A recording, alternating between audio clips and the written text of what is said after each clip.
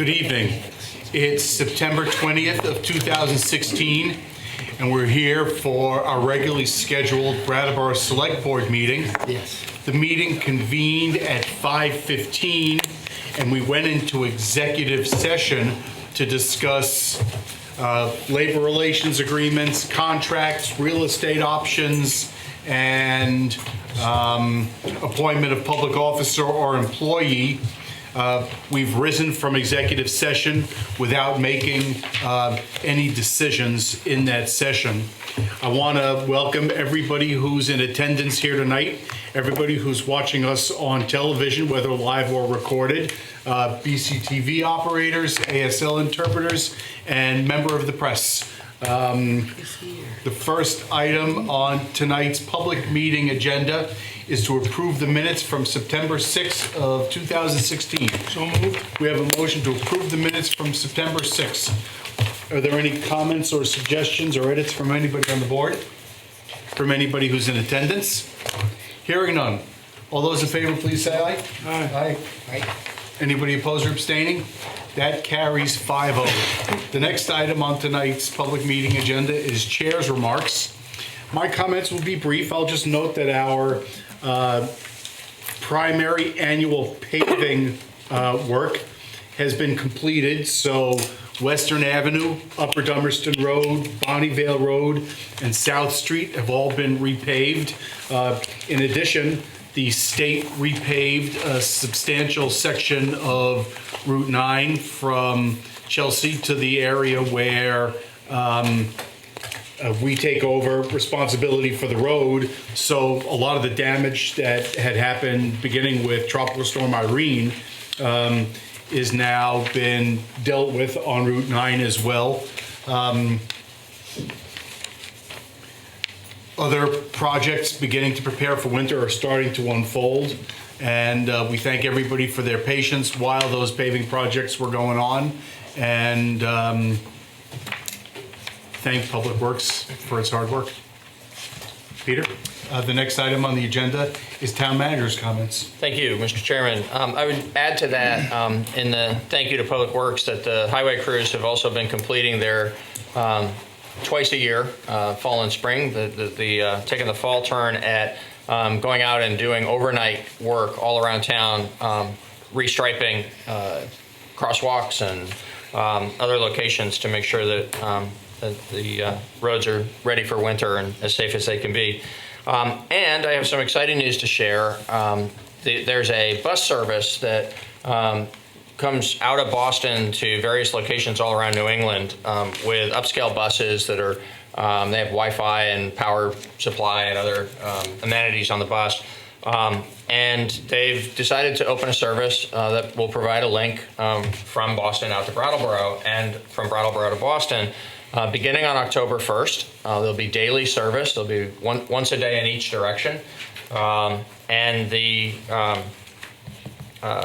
location in Brattleboro where people will be able to get on and off this bus will be down at the Transportation Center in downtown Brattleboro. So we're looking forward to that additional amenity to the public transportation system, regional transportation system serving our area. Peter, do you know where they're going to end up in Boston? I don't know that. They're in the broader array of services that they provide with their different routes. They actually have several different locations in Boston. There's some downtown locations. They also run out to Logan. Yeah, because it'd be good to know if they go to Logan. I mean, that's huge. We're not certain whether this will make multiple stops in Boston or whether it'll go to a central spot and then from there, either on their service or on the T or some other, grab a cab, you could get to where else you need to go. Yep. That's huge. But it'll be a direct connection from Brattleboro to Boston. And they approached us. They had identified Brattleboro as a location they wanted to extend their service to. So we'll be, the end of this new line that they're creating. The next item on the agenda is Select Board comments and committee reports. Anybody on Select Board? The Waste Management District Finance Committee meets next Wednesday or Thursday. I don't have an update after that. Dick? Couple things. Actually, James isn't on a camera. We changed the flowers out downtown. I'm certainly not talking as a select board member, as a DBA member, actually.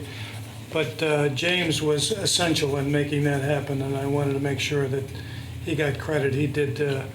I still wouldn't have them done if it wasn't for him, so I was really appreciative of what he contributed. The second thing, last week there was a permit protest march in Brattleboro, which I'm fully supportive of, whatever those are. But what I was extremely disappointed in was that people in that protest felt compelled to write all over the walls in Plaza Park, write all over Plenty Park, the Plenty sign, and actually on some private property, spewing their message of what they were supporting. And I'm okay with the protests, whatever you want to spend your time with, but I'm really disappointed when you are defacing public property or private property trying to get your message out there. So I would hope that when those events happen again, if we have people defacing public and private property, that whoever takes out the permit, we hold them accountable. That's it for me. Anybody else in select board comments, committee reports? Next item on tonight's agenda is public participation. Anybody who's here who wants to speak to anything that's not on the agenda, this would be a good time. Doesn't look like there's anybody who wants to engage in public participation at this point. So the next item on tonight's agenda is liquor commissioners. We're ready for a motion to convene as liquor commissioners. So moved. We have a motion to convene as liquor commissioners. All those in favor, please say aye. Aye. Aye. And opposed or abstaining? That carries 5-0. So the item on tonight's liquor commissioners agenda is the application from the Restless Rooster for a first-class liquor license. So if you want to come to the table, if you'd like, it's a chance for some free advertising if you'd like to do that. Or you can speak from the microphone, either way. But it's a good chance for you to tell us about your business, Come on over. how it is now and how it's going to be. There's a third member. She can come too. Silent member. The silent one. That's Sebastian. Very silent. Hi, Hey. I'm Linda Alvarez, and this is my husband, Orlando Alvarez, and we opened the Restless Rooster in Brattleboro last August. And so we're hoping to expand, and it'll be very minor alcohol sales, to being able to sell some mimosas and some craft beer in the early afternoon hours, because we close at 2. Do you want to tell us a little bit about the business as it currently operates, since you're Sure. getting some advertising? We're open every day from 7 to 2. We're a full-service breakfast restaurant. We do a lot of farm-to-table items. We try to use as much really local ingredients that we can. We've hired all local people from Brattleboro. We just finished up with our intern from across the street with the Strolling of the Heifers. And we're really trying to just be part of the neighborhood. We're active in the Feet neighborhood and trying to help the Elliott Street corridor. So we've done a lot with them. And yeah, we're just expanding. It's been great. It's been really busy. I have 21 years of restaurant experience from Gainesville, Florida, where I have a cafe down there that my stepdaughter runs. So it's exciting to be here. I've heard great things about the breakfast. Thanks. No, I mean, I haven't been in yet. I'm sorry, but. Well, it's only been a year, so it's okay. I've heard You better wonderful come things. soon, though. It's been busy lately. I know, I've heard. I've been there, so I can attest that it's really good. Thank you very much. We work really hard. We're just trying to be a local, fun place for the people in the neighborhood primarily. She also So, bakes cheesecakes.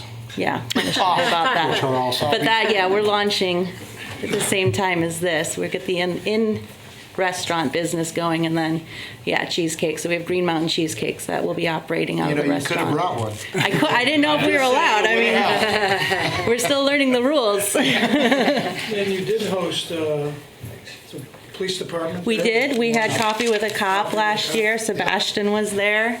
And we're going to be hosting a book release on the 7th for Gallery Walk. Of the ladies that wrote the Rooster book, they actually wrote most of it in the cafe, so that'll be fun.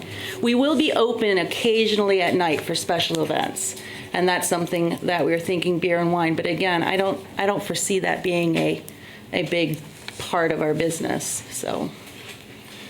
It's in a good building that it's in a great neighborhood that really, Yeah. I'm so And Dr. glad Jones it's is back really open taking again. care of us. And doing well. Yeah, we've got great neighbors, the Yeah. people across the street. We've been Yeah. really, really lucky, Good. so.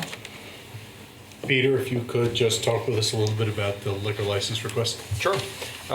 So it is, as has been described by the applicant, and it's been thoroughly reviewed by the staff, police and fire departments, both recommend approval.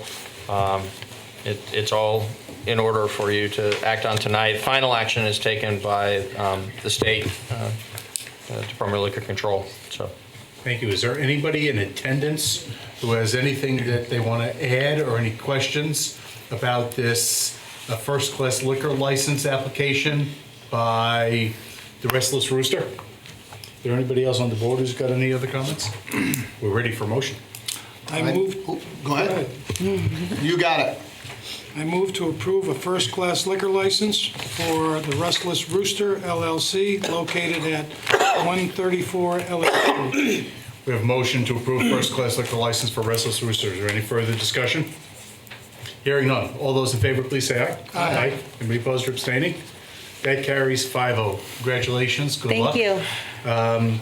Is there any other business to come in front of us as liquor commissioners? We're ready for motion to adjourn as liquor commissioners. So moved. We have a motion to adjourn as liquor commissioners. All those in favor, please say aye. Aye. Anybody opposed? That carries 5-0. Thanks for coming. guys. Thanks. you. We'll send Have a good cheesecake night. for the next Cheesecake, one. yes. Oh, they don't need it. So the next item on tonight's agenda is for us to convene as water and sewer commissioners. Do we have a motion to convene as water and sewer commissioners? We have a motion to convene as water and sewer commissioners. All those in favor, please say aye. Aye. Anybody opposed or abstaining? That carries 5-0.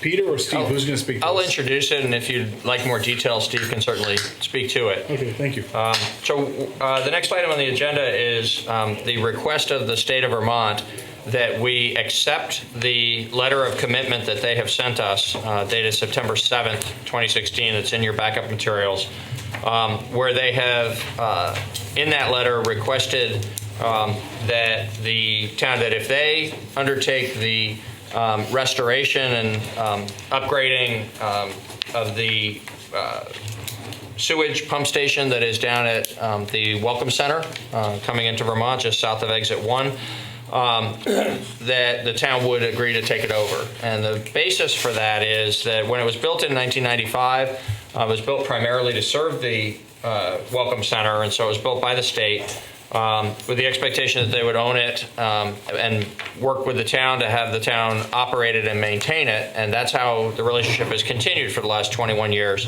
where the town does all of the work related to the station and sends bills to the state pays the bills.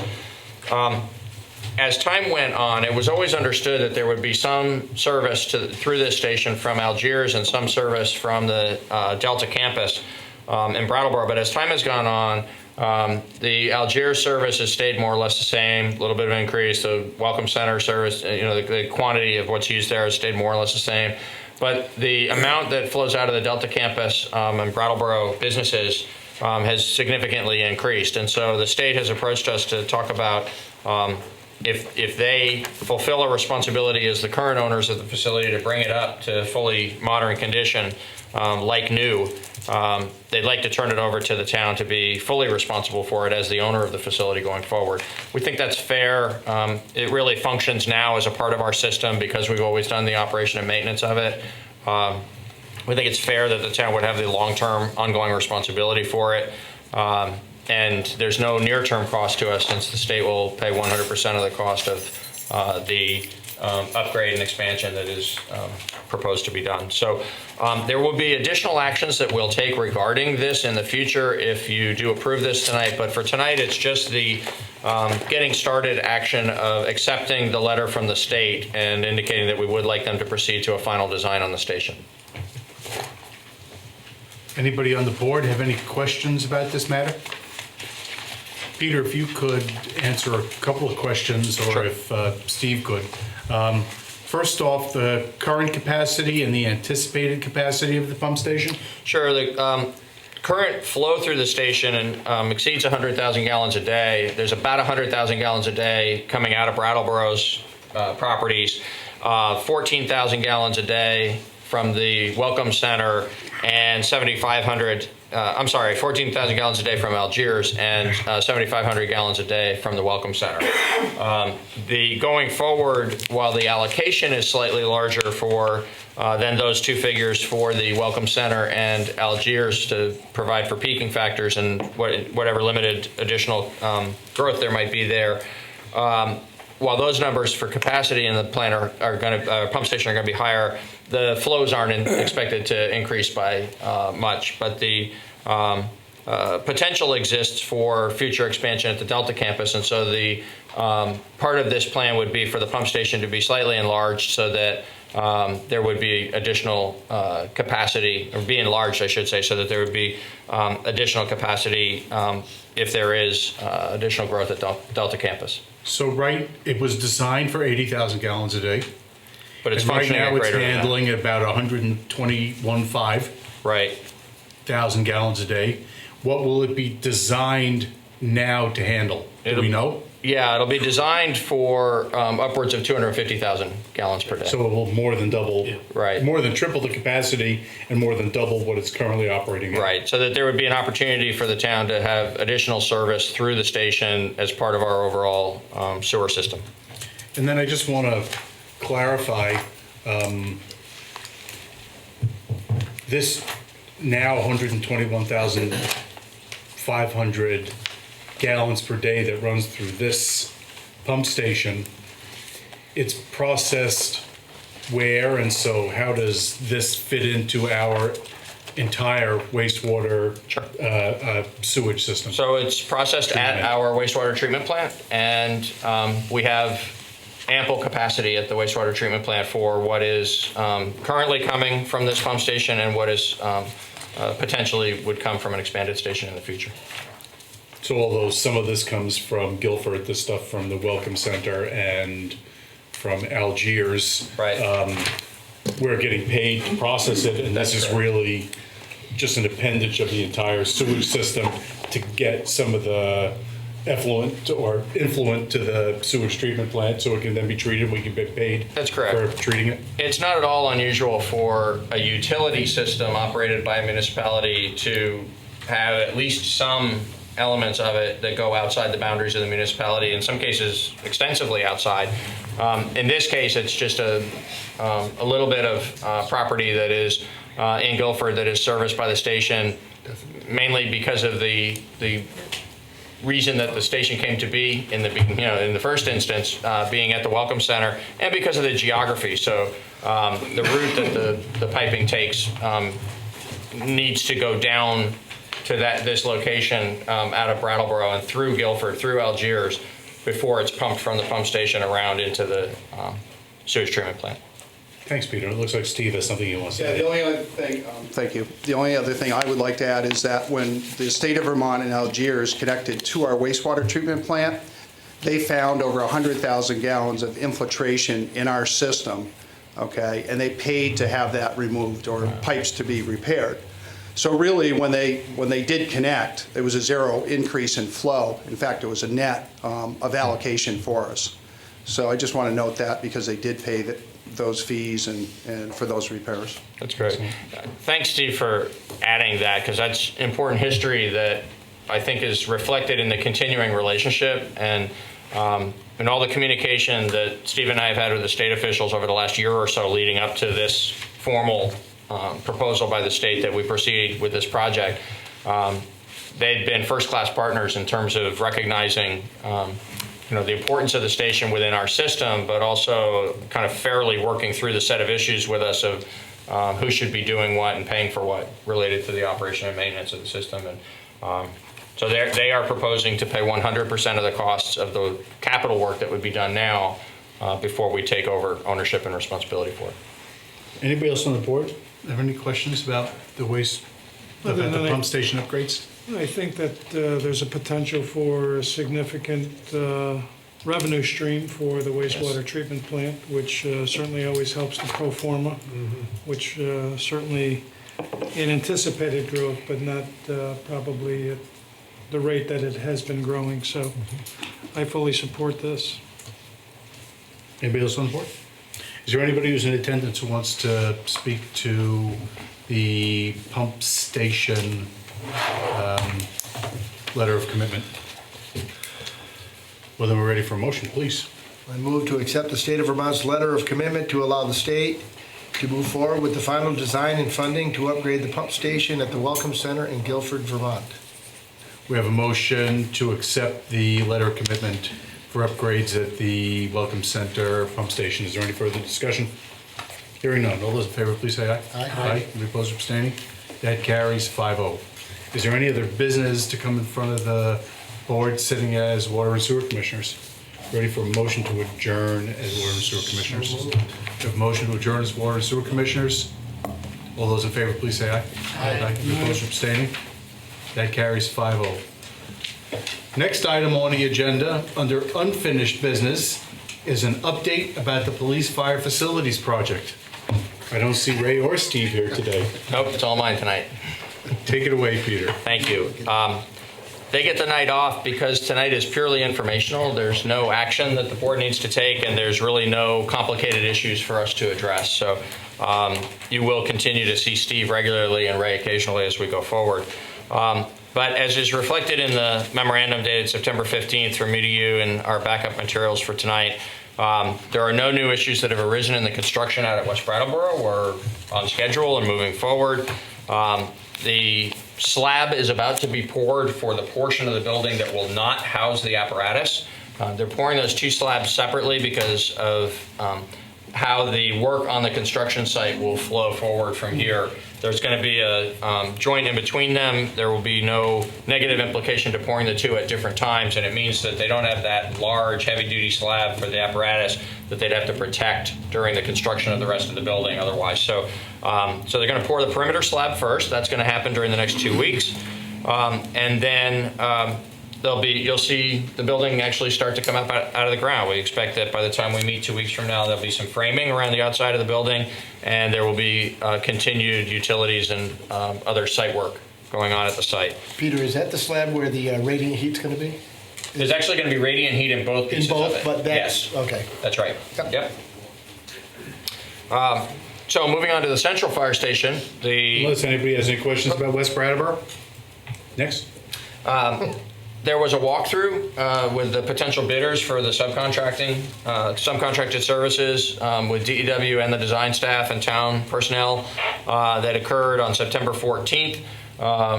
Nothing of note really that came out of that, just what you would expect in terms of a lot of good questions about the building and about the design. And so the bidders are now sharpening their pencils, and we expect to bring to the October 12th Police Fire Facilities Building Committee, and then to the October 18th Select Board meeting, the proposed guaranteed maximum price for that element of construction, and then move directly into a groundbreaking and actual construction activity before the end of October if you approve that number that night.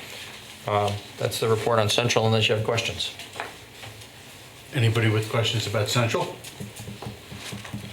At the police station, the construction plans are going to take a little bit more time. They were only about 60% complete by the time we would have had the Police Fire Facilities Building Committee meeting on September 14th, and so that meeting was canceled. We were able to do that, and we decided to do that because of the fact that it didn't affect even the critical path for this particular project element, and certainly didn't have any impact on either of the two fire station jobs. So there was some play in the schedule for the police station because of the ongoing environmental work, the fact that the closing is going to occur a little later than was originally expected. We don't expect it to, at this point, to be under construction at the police station until at least mid-December. And because that's going to be a quicker renovation, we still will get in and out at the police station before we're finished with the fire facilities. And so there's no negative impact to the overall project schedule, but it's an opportunity for those plans to be complete by the time the Police Fire Facilities Building Committee looks at them on October 12th, and then you look at them on October 18th. And so that's the next step for the design work for that element of the project.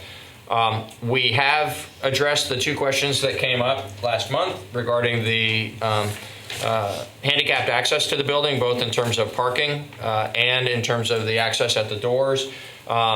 A third handicap space is going to be added to the parking lot area, but it will be in the parking lot as opposed to that area that's along the curb at the front of the building, because of the fact that there's already 2 handicap spaces at that curb location, and if we added a third there, then the 3 non-handicap spaces at that location would be reduced to 1.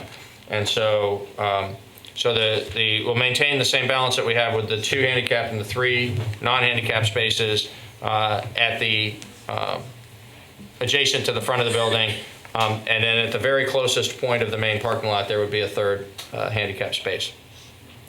Similarly, in assessing the potential for installing the push-button door openers, automatic door openers, it was determined that we could accomplish the purpose that the question represented without actually installing an additional set of electronic equipment, because there's already going to be a good deal of that at the entrance to the police station.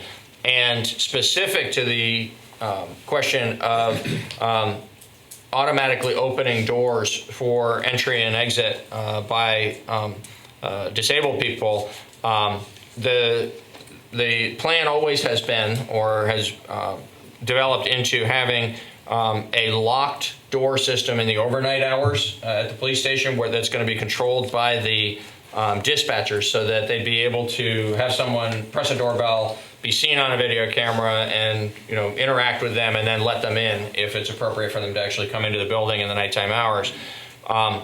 That system will be equally effective for a disabled person to request that the dispatcher open the door remotely, so that it would electronically open. It wouldn't have to be pushed or pulled by the person wishing to enter.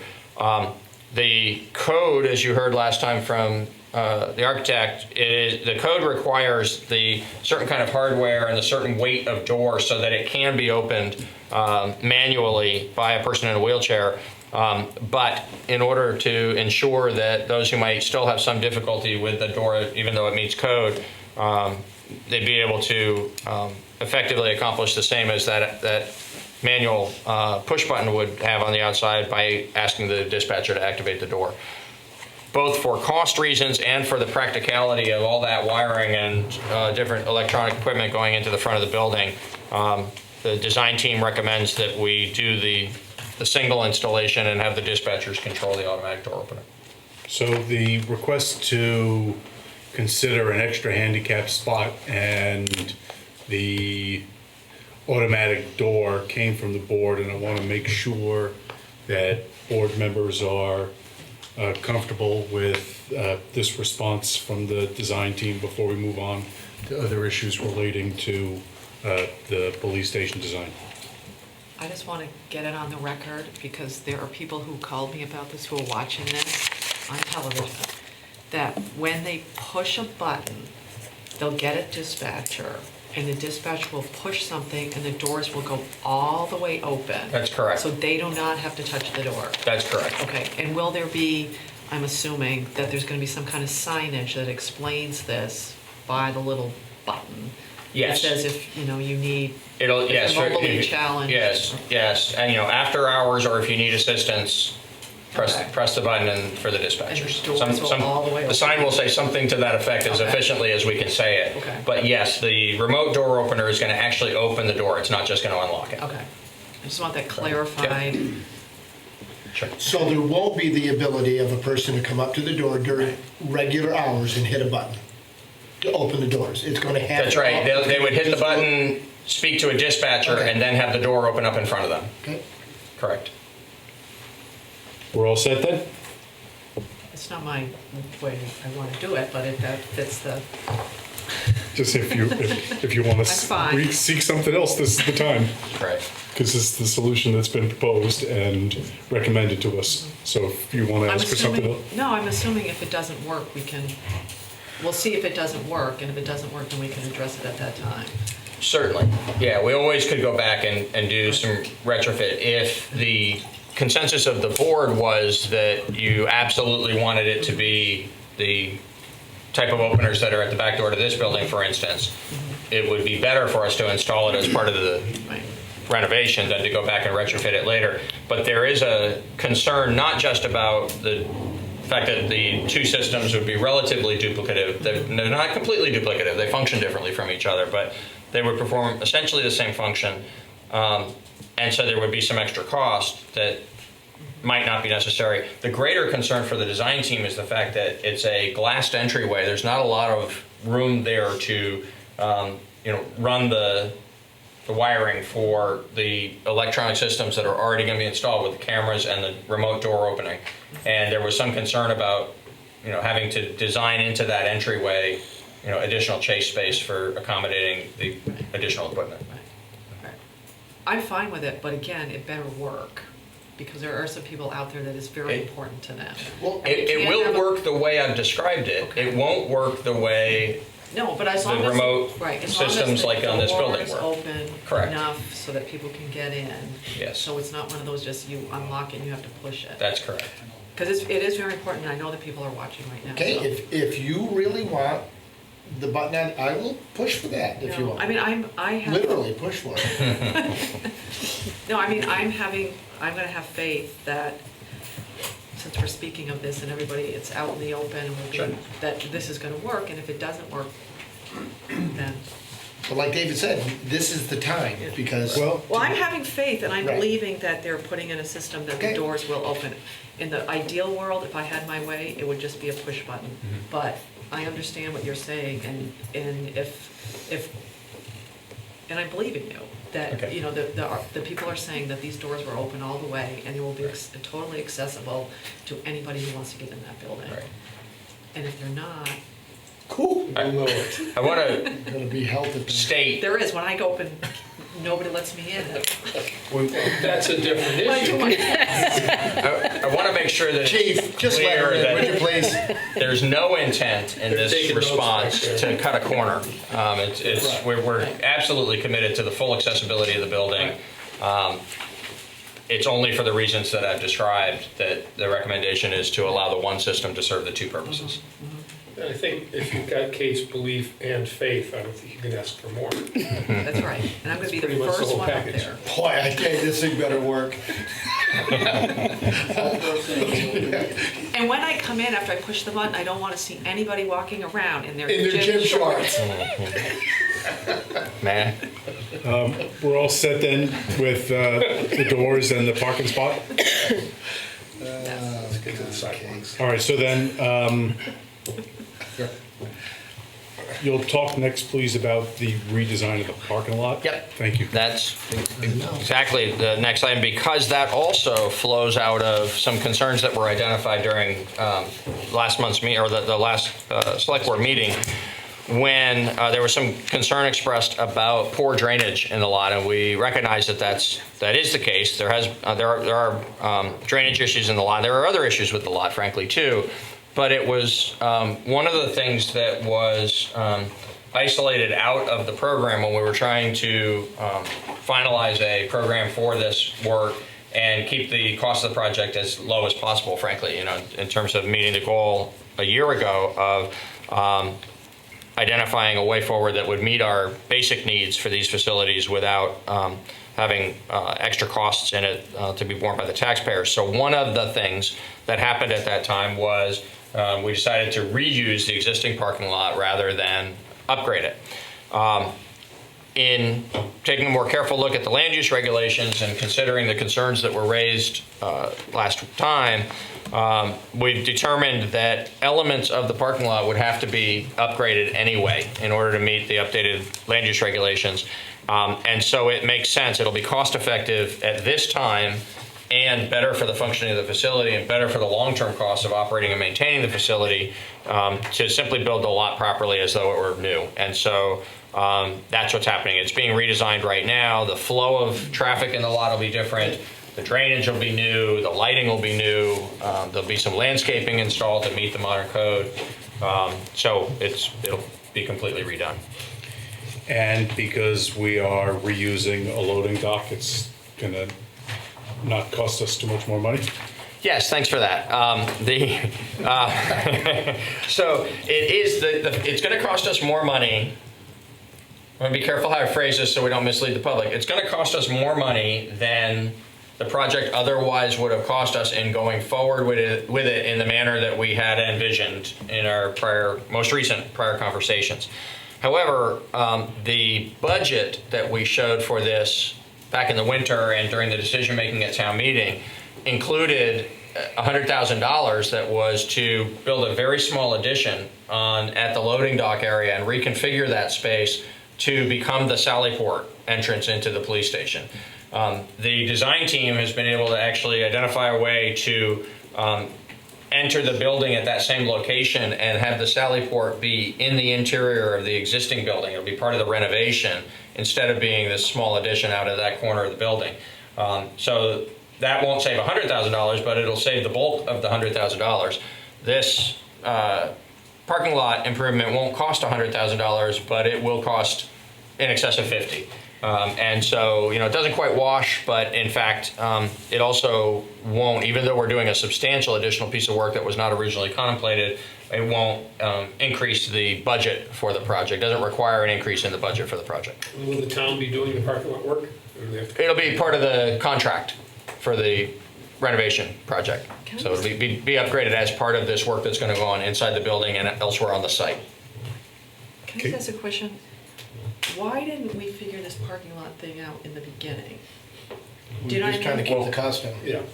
Yeah, because we I mean, I'm not like. there would have been some things like, for instance, some landscaping that would have had to be installed, but Right. the full upgrade that we're envisioning isn't required by the land use regulations. It wasn't a figure it out kind of thing. It was a cost savings Right, but what I'm saying to is- say we're not going to It upgrade was it. brought up at a meeting. That parking lot was brought up a couple times Right. at our meetings. So, and I think it just came down to, we thought it was adequate at the time. And, Make do. but we Right. really, because we were gonna do an overlay, and then they said, no, an overlay isn't good. Right. So I think it morphed itself into this. And it's a good, Well, I'm it's just a wondering. much better outcome. Okay, I'm just sort of wondering why we didn't, know this earlier. Not that I'm accusing anybody of anything, but, We knew Nope. it. but you Yeah, I just don't know. chose not to do anything. Well, we chose not to do. I mean, Yeah. when we talked about elements, I mean, like some of the things got more attention, like Right. the top floor at the fire station, Right. where there were multiple extended conversations about usefulness versus cost. Right. But there were dozens of other ways in which we slimmed down the original envisioned programs for these 3 project elements. Right. Not so much at West Brattleboro, which stayed more or less what it had been originally planned. Right. But at the other 2 locations, I mean, the changing of location entirely for police was part of that. But then the goal was to make sure that there was nothing extra that was unnecessary in the program that would have caused us to take a higher price to town meeting. And so one of the factors there was get it right on the inside of the building, do the necessary minimum site work outside the building, but don't invest, tens of thousands of dollars in upgrading the parking lot. But now, after examining everything, it just Right. makes sense to do it now. Exactly. I just want to make sure we're not being so frugal that down the line, we're going to find out that we made because, this has come up. Yes. Do you know what I mean? I'm just putting that out there that, We're being frugal, so. well, I'm glad we're being frugal, but, Well, I haven't heard so far that there are recommended program elements that we're not pursuing based on cost considerations alone.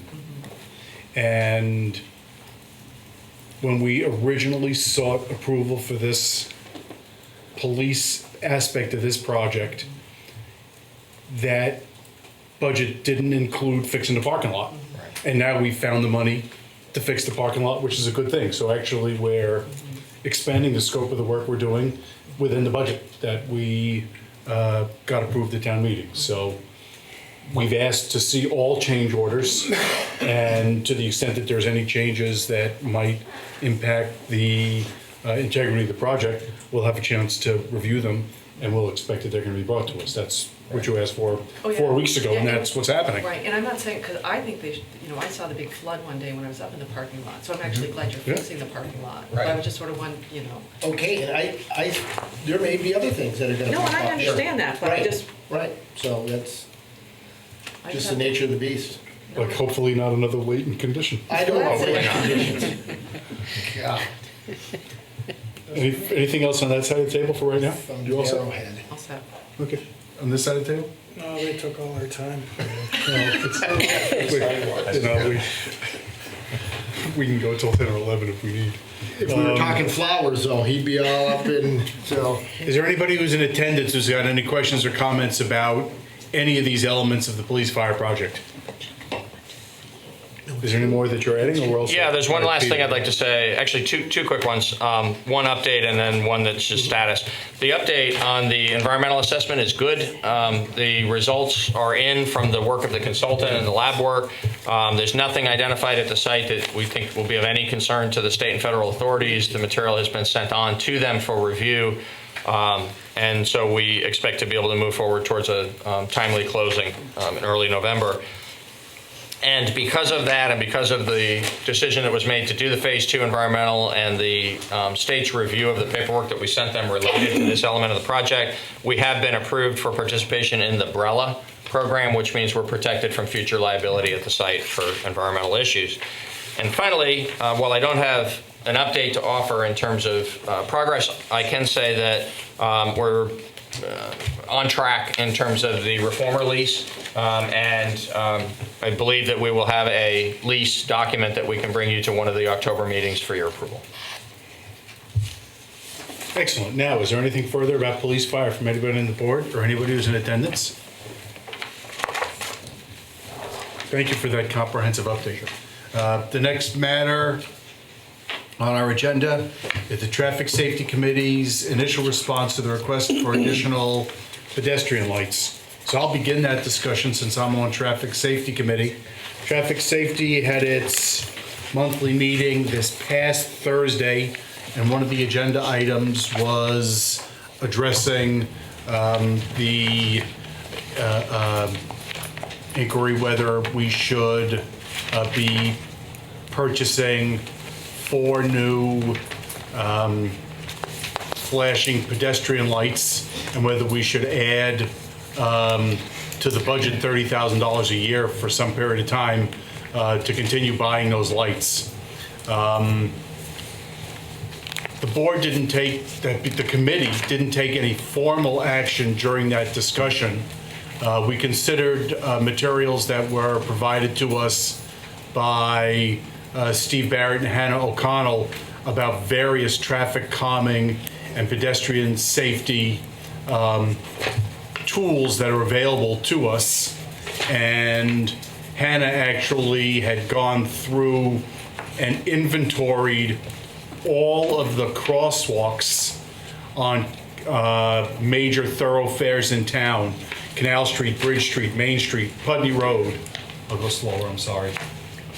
Park Place, Linden Street, Western Ave, and Hannah had identified the locations where flashing pedestrian activated crosswalk signals could be installed consistent with MUTCD criteria, and where Public Works would recommend installing them.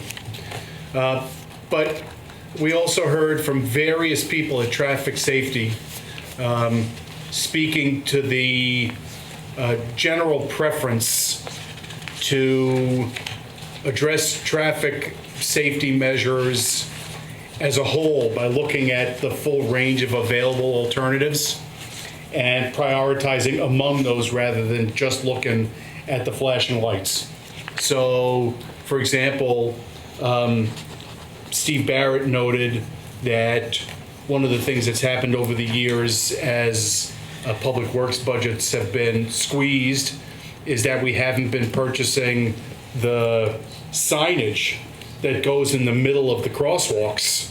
And those are no longer placed around town. So there was a time when we had signs in the middle of all the crosswalks around town, drawing motorists' attention to those crosswalks. And most of those are now gone, and it would cost about $6,000, I recall Steve saying, to replace all of those. And that would be a significant improvement in pedestrian safety. We also spoke about the possibility that there might be a preference to rebuild an intersection like we did at Union Hill to improve pedestrian and traffic safety, or to buy more radar signs, or to use a variety of different devices.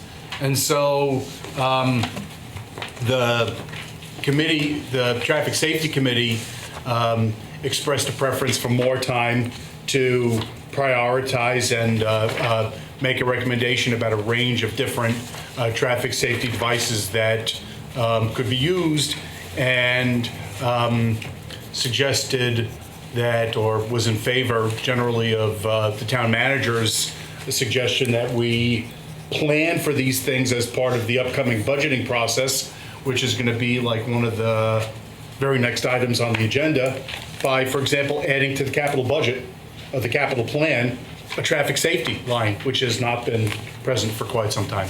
So the Traffic Safety Committee was very happy to hear that the board might be interested in funding annually traffic safety infrastructure, but wanted to have a chance to plan out how it would be invested and make recommendations, more concrete recommendations about how it would be invested. So that's the report I have from traffic safety.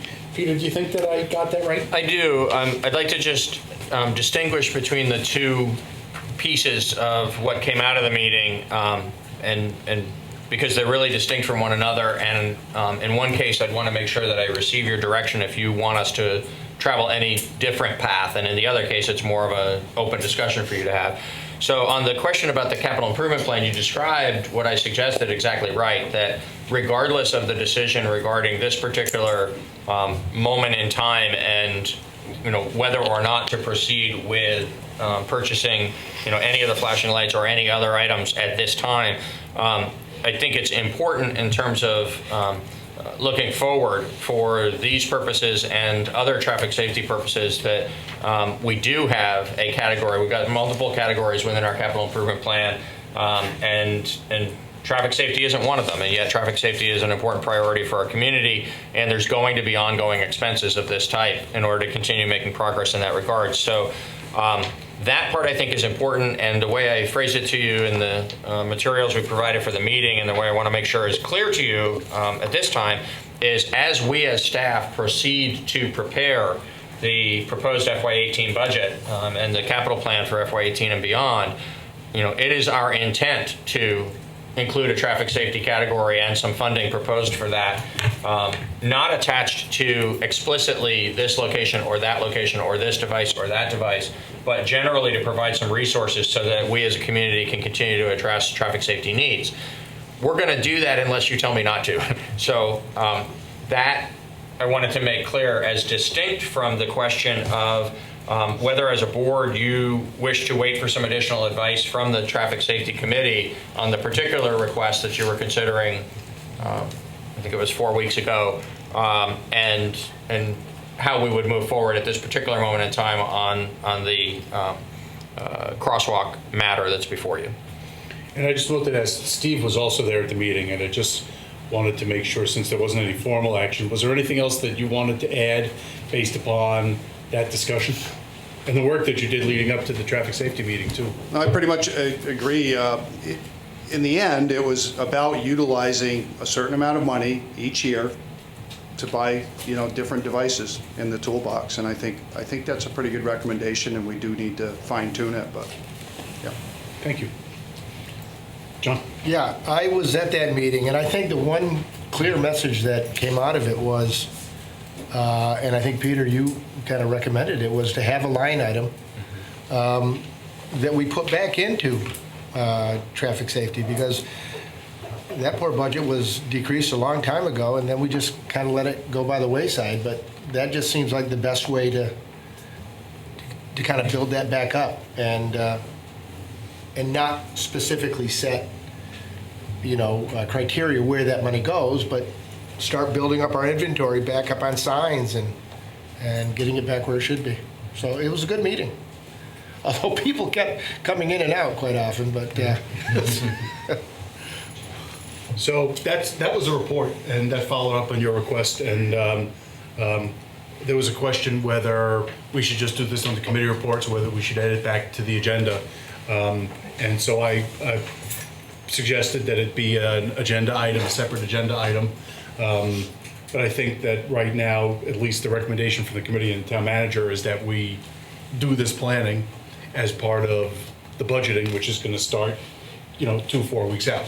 But if anybody wants to proceed differently, this is a good time to do that. Dave? Well, I just want us to think a little bit more about it, because the Traffic Safety Committee has never had a budget or never had money to spend, so they get recommendations or they take testimony and they say, okay, well, we'll see what we can get in the budget. And so fixing that is a great first step. I don't think that necessarily precludes what I understand Dick proposed a month ago. I wasn't at the meeting, so I don't know exactly what it was. I wasn't at the traffic safety meeting, although I really like the detail and the work of looking at every intersection and every crossing in town. It's great to see a comprehensive report like that. But the committee did say that they discussed installing devices on Canal Street, Western Avenue, at Greenleaf, Union Street, and Holton Home, and at Bradley Avenue on Putney Road. And since we're recognizing that we need to do this, and the typical and proper way to do it is to put it into the budget and start it for next year, that means that it'll be next July before any of these things happen. And I think Dick's point was that we have surplus, and actually I think maybe more than we knew about 4 weeks ago, and that I don't see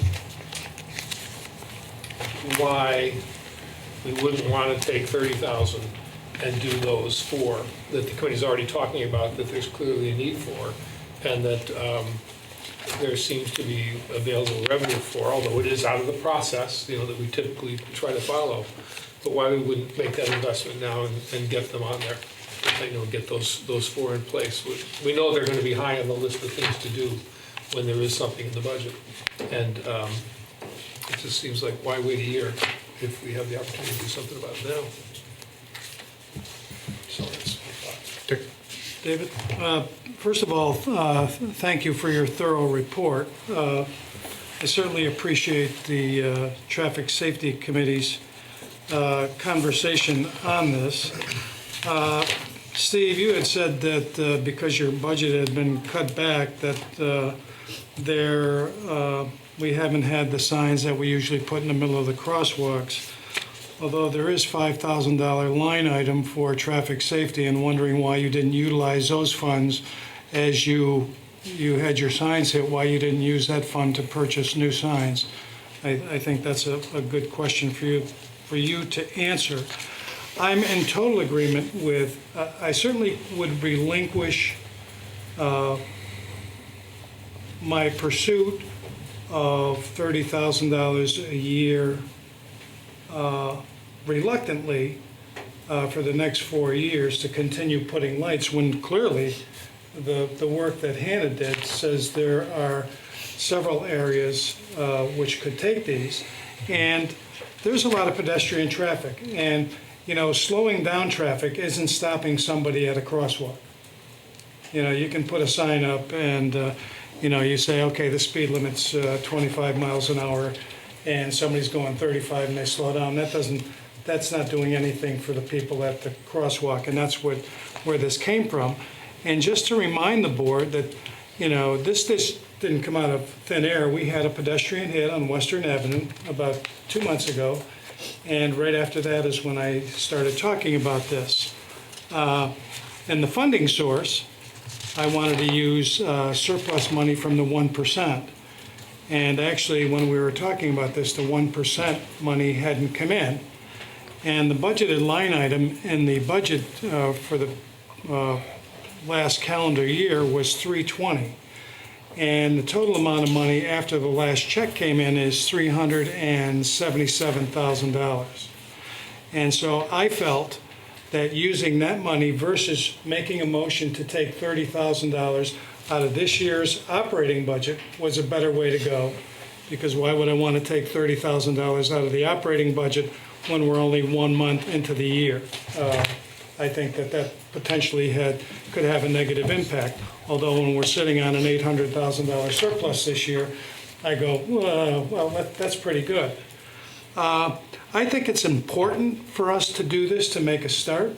I certainly don't disagree that further discussion, but I'm on a select board and I got elected when I see something that I want to address, or any of you want to address and bring it forward, that there's a need for this. And I feel that this is one of the best tools that we have at our disposal to get out there to help traffic calming for pedestrian safety. I think Canal Street is a high foot traffic area. There's one light there. They could certainly use two. They could use one on Western Ave. I mean, the list goes on and on. And these are expensive, and that's why I'm only proposing to get 4. But when I look at all that surplus money, I'd like to get more. So I am going to make a motion to spend $30,000 this calendar year out of the surplus 1% money to purchase 4 additional crosswalk lights. We have a motion to spend $30,000 out of Last year's what's characterized as surplus 1% funds to buy 4 pedestrian flashing crosswalk lights, pedestrian crosswalk flashing lights. Is there any discussion about that? I could, oh. I'd like to Peter. just offer a clarification. Yeah. It doesn't affect the substance of the decision you would make. Just as a technical matter, the money is, we are having a surplus this year. We're having it in part because of higher than expected rooms and meals tax, higher than expected delinquent tax collections, and then in quite a large number of areas, lower than expected expenses. As a practical matter, we have a budget that's been approved by the select board and by town meeting that we're in the middle of implementing. So it would be proper for you to tell us that you wish that we spend a certain amount of money on a certain purpose, and we would do that. I think that you shouldn't be so explicit about the source of funds, because what will happen is actually we'll overexpend the area that gets charged. You know, whatever line item these get charged to, this expense that you might approve, would get overexpended. We'll underexpend other parts of the budget so that we don't overexpend the whole budget. There is indeed surplus money that's enhancing the fund balance this year. So there's plenty of fund balance, you know, in the net of all of this. Just as a purely technical matter, I think it isn't necessarily appropriate. And frankly, I would need to confer with Bob Fisher, and we can save that if we just leave out the reference to using surplus funds from the rooms and meals. That's all. I'm willing to do that. Okay, thank you.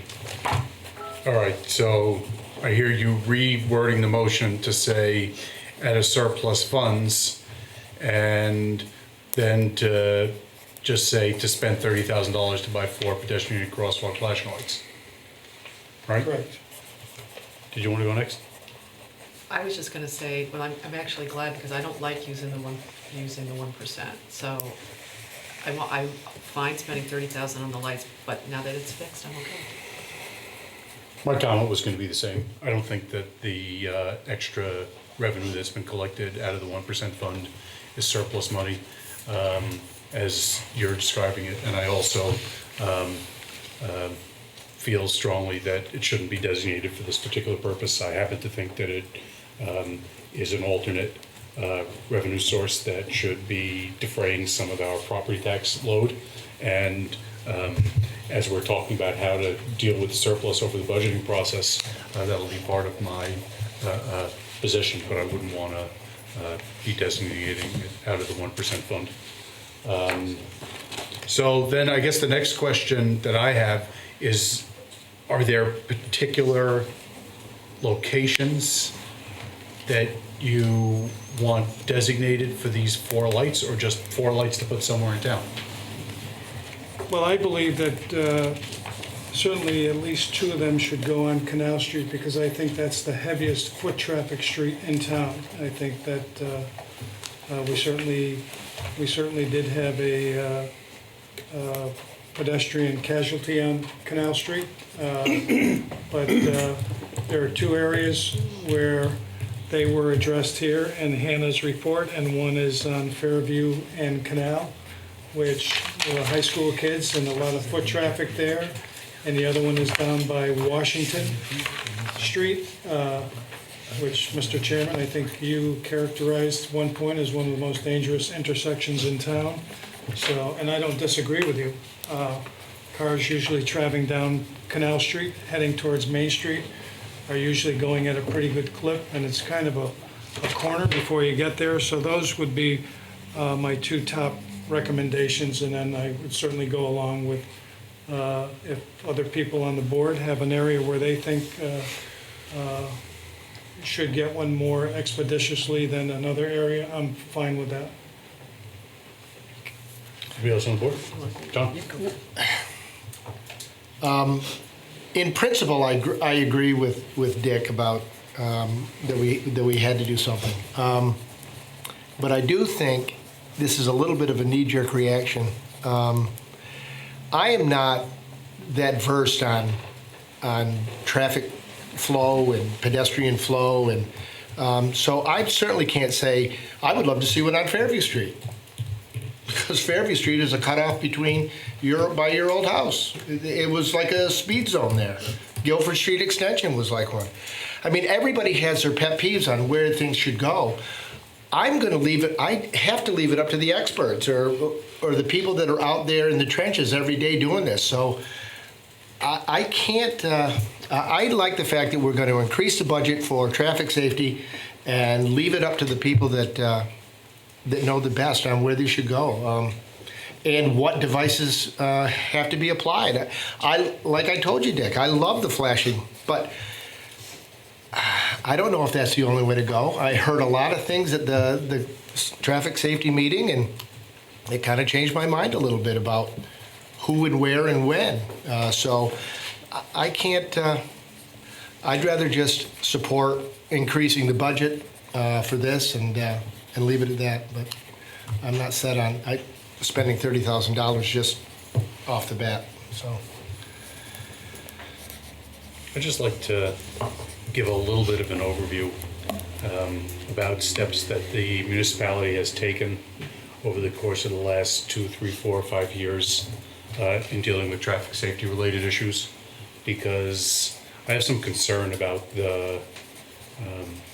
at least inference can be drawn that it's not something that's been a priority for the town, and that we haven't been making investment in infrastructure and in protecting pedestrian safety. We've had a number of pedestrian fatalities and pedestrians who have been hurt in crashes. And first, it should be noted that the fatalities, I think except for one, all happened at crosswalks. So my recollection is that one person died when she was hitting a crosswalk on Western Avenue, but all the other fatalities have been people who have been walking out in the street, not in crosswalks. So these lights are useful, but they're only one aspect of a response.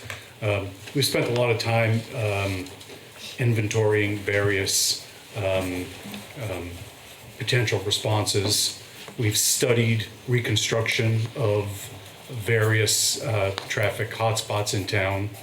We've engaged in education efforts in the community as a whole. We rebuilt the Western Avenue High Street, the Western Avenue Union Hill intersection where the most recent traffic pedestrian fatality occurred, based upon town money being a big part of that work.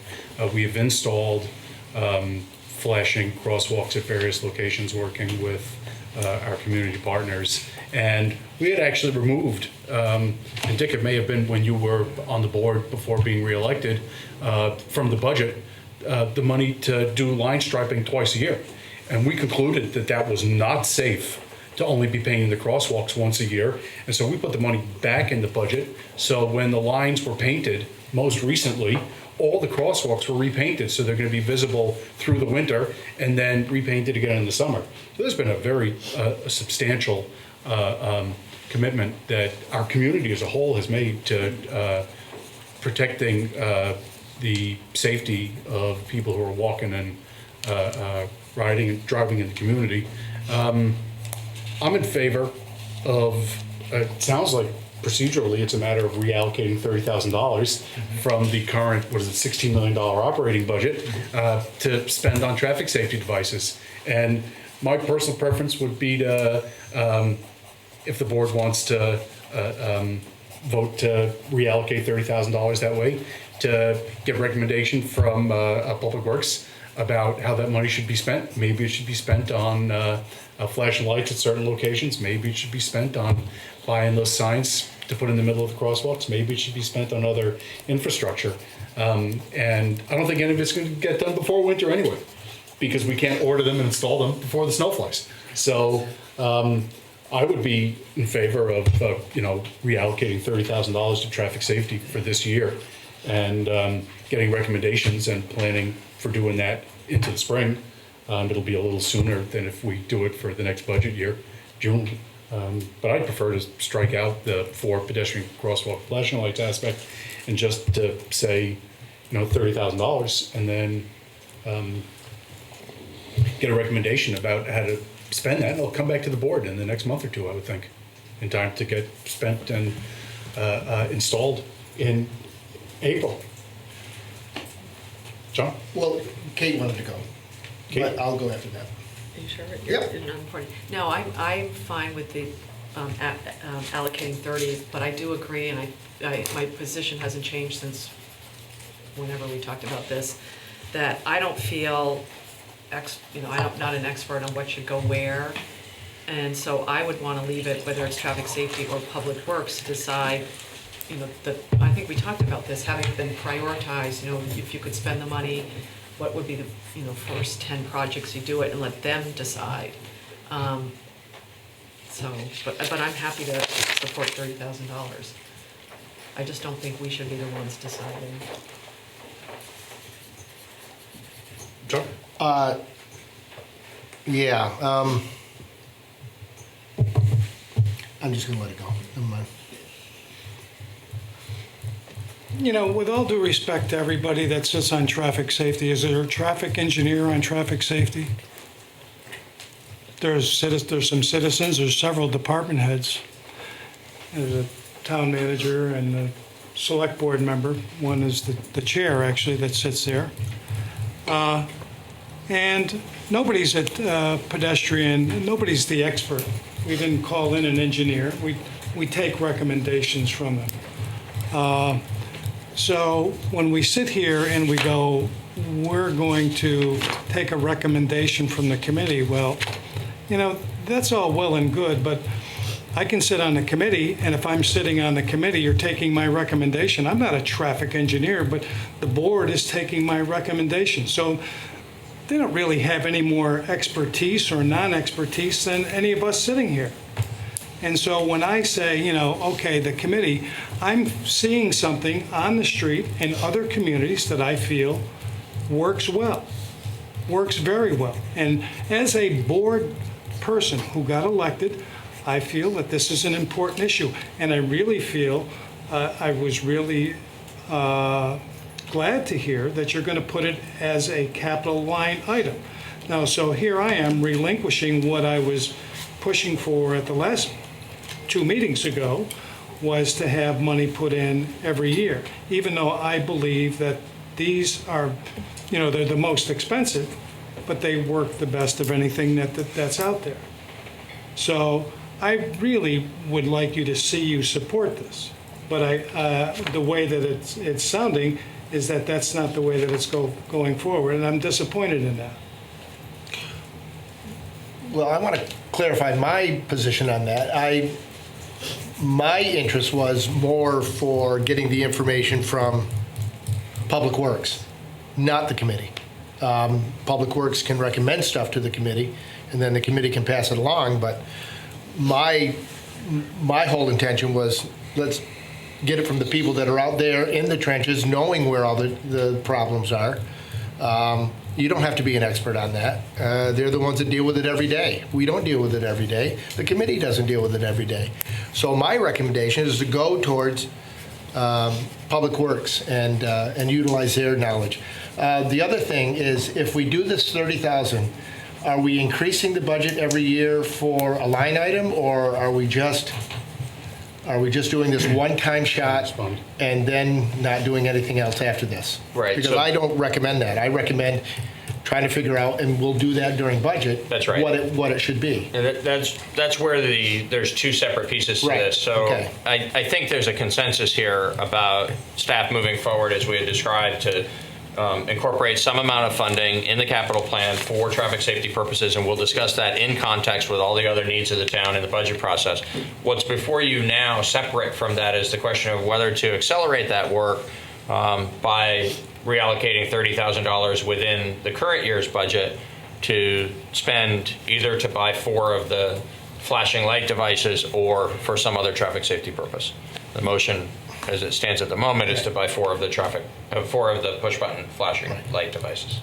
Well, I would certainly look like an ogre if I didn't, recommend the 30,000. But again, I don't want to be the one to say where it goes. So. Because Dick, I'm on board with the 30.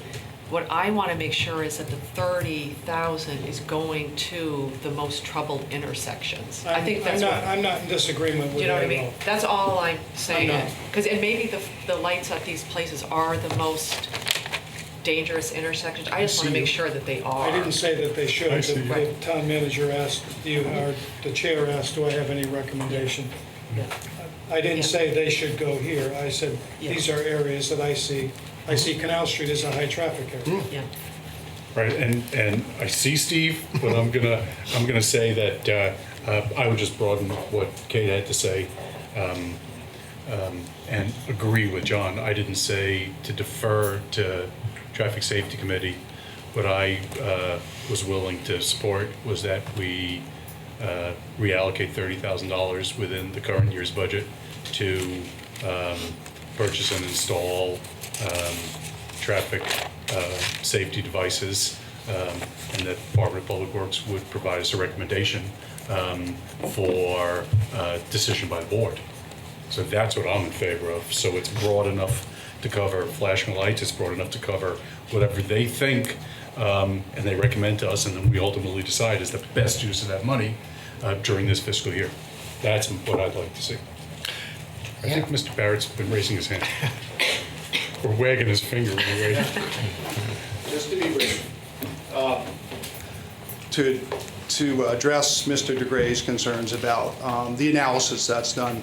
Traditionally, what we have done at Public Works, if we have a particular concern or we've heard it from the public of an area, or if we're looking to install a device, we generally bring that to traffic safety for review.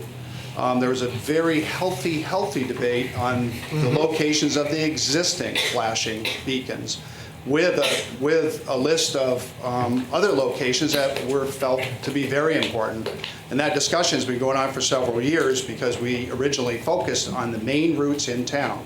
Fairview Street, Canal Street, those are locations that were identified. Once we get approval and consensus from traffic safety, then we do go to engineering to get a final opinion, an engineering opinion on the location of these devices. So I just want it to be clear that we do follow through to make sure that these are located in the proper location with an engineering also verifying those locations. So you're not going to object to the $30,000, are you? Now, I highly support the $30,000. I have a question for you, Steve. Yeah. And actually, someone asked me, and I said, I don't have the answer, so I will ask you. Why aren't the lights on these devices red instead of yellow? Red would be a conflict of, with the fire service, and so it's distinct. It has to be a warning light. It's not it's only to get people's attention. It's not intended that you shall stop at like a stoplight. So they're yellow to get the It's a attention, universal so thing, then, right? Yeah. then the driver says, I've identified somebody in a crosswalk. Thank you. And that ties back, if I may, please, to, in the introduction of the item, the chair read from a portion of the report and quoted the acronym, the MUTCD, the Manual on Uniform Traffic Control Devices. So there are standards, even before we get to the point of hiring an engineer to do the specific design for a specific location. A lot of what happens at traffic safety, and frankly what we ought to do here is you're making decisions too about the specific locations where improvements would occur, is to follow the MUTCD standards. And so we very often find ourselves talking about our own experiences in the community, what we've seen in the community, what people tell us about their experiences in the community, and Public Works does a good job of bringing us back to what does and doesn't meet traffic standards based on the body of guidelines that is put out by the traffic engineering community. Dave? Jan, could you read the motion as it stands right now? I haven't. It was amended at one point. Dick moved to spend $30,000 to buy 4 pedestrian crosswalk flashing lights. That's the pending motion. Okay. Out of So I- surplus funds. No, that was stricken. That was stricken. Yeah. The surplus funds is gone. The 1% was Yeah. All that's gone. taken, Just to okay. purchase the 4. Okay. Okay, so I think that there are 4 places where these lights could go. I think that that's enough of a compromise, I think, to move this forward. We could just send the whole thing, here's 30 grand, come with a recommendation, but I think what, if Public Works finds that in the process of looking for the intersection, making that decision, which they will do, and finds that with the engineering reports that actually we don't need 4 of these, or that there is something much more effective that was available, we would certainly welcome them coming back and asking for a change in the assignment of the funds. I think that we don't have to wait or vote this down and then do a whole other process or come back to it in another meeting or something to get the authority and the planning and the expertise where it belongs. What we're saying is we want traffic control devices. I don't think there's any question that these lights are one of the most effective ones and that we can certainly use 4 of them. So I would like us to just accept this as it is, and Steve will do the work, Steve and the committee and the department will do the work of determining where the best places are for them. So I move to amend the motion that's on the table as follows. To read, I move to spend $30,000 from the current year's budget to purchase or install traffic pedestrian safety devices, instructing the Department of Public Works to make a recommendation to the Select Board within 2 months on how the $30,000 should be spent. Isn't that a contradiction? No. Spend $30,000 on traffic safety devices to get a recommendation from Public Works to come back within 2 months. All right. Is there anybody on the board who has got any comments or wants to talk about that motion to amend? We haven't heard from anybody in the audience besides Mr. Barrett. Is there anybody in the audience who wants to speak to any of these matters? We have a motion to You want amend. us to finish. What's that? Well, there's a lot more on the agenda. I said we could be here till 10 or 11. I'll just quickly say I support that amendment, because again, I just want to make sure the money is used on the most either dangerous or needed intersections. And, you know, that's what I really care about, and it might be a different device that is more helpful on that most dangerous intersection. And I think that gets you, doesn't that get you a lot closer than, I mean, it's not the wording that you want, but it's getting us $30,000 towards traffic safety. And they may come back and say, hey, yeah, we do need 4 of those flashing lights. I just don't want to be so zeroed in on that we're going to lose the opportunity to give them $30,000 to increase traffic safety. So I agree with the new motion, because I don't want to earmark it. I just don't want to be too pigeonholed with that. So. Could you reread the motion? I bet Jan could. I can. To amend the motion so that to spend $30,000 from the current year budget to purchase or install traffic safety pedestrian devices, and instruct Department of Public Works to recommend to the Select Board within 2 months how the $30,000 would be spent. Wow, you do listen to us. Can I call the question? Oh, yeah, I mean, I'm just gonna ask if there's any, that's not really the way we work here. Is there any further discussion? All those in favor of that motion to amend, please say aye. Aye. Anybody opposed? So that carries 5-0.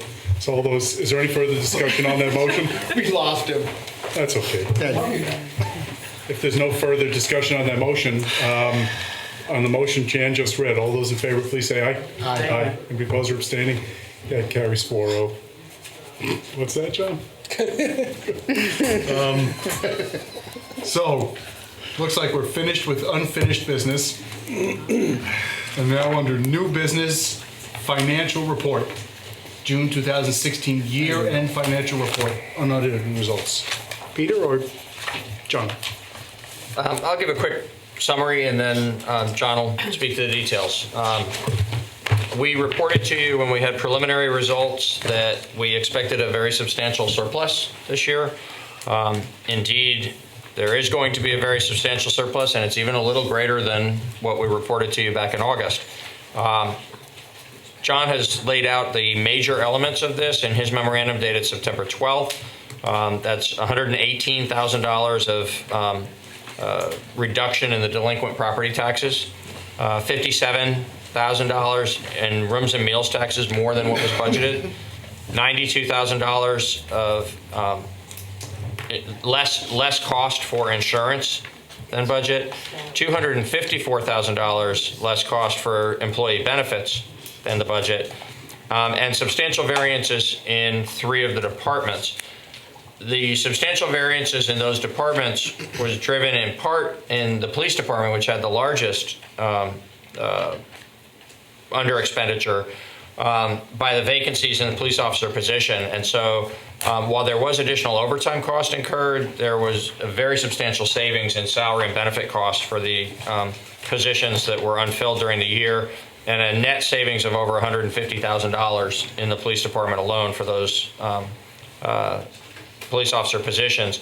And then in the 3 departments that had the larger savings, which are our larger departments, makes sense, the police, the fire, and the public works, there and in some of the smaller departments, there were substantial savings on heating oil, gas, and diesel because the prices of those commodities stayed very low throughout the year, unexpectedly, and really sort of record lows, at least in recent decades.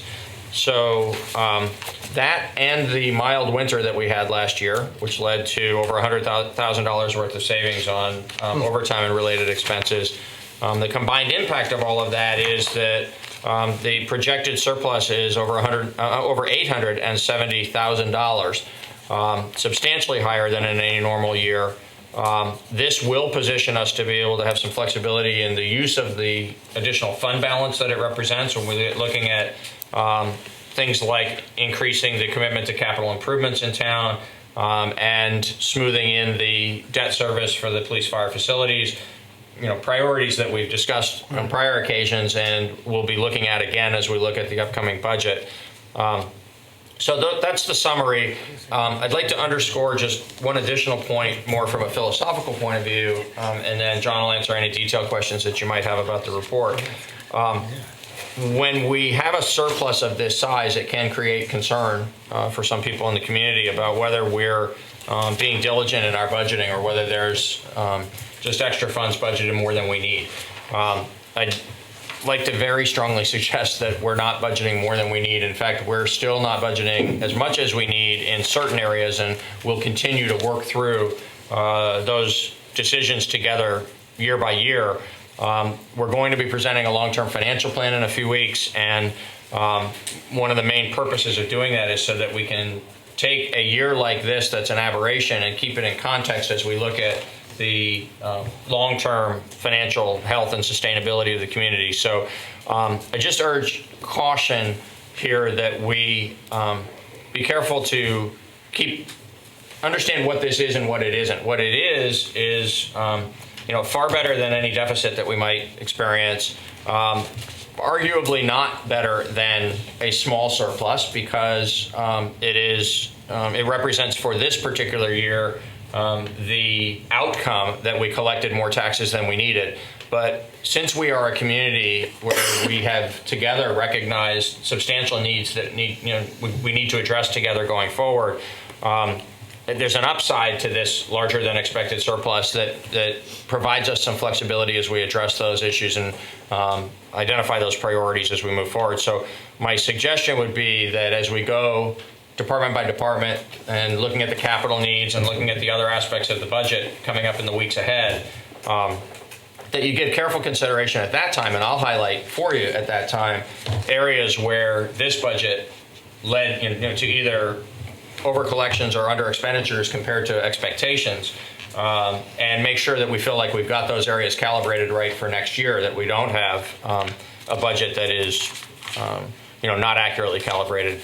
But because we had things like the commodities and the mild winter and the vacancies and the revenues that came in better than expected that are driving the majority of this, I strongly suggest to you that it doesn't represent lackadaisical budgeting or a casual overtaxing of the public. It's kind of a false.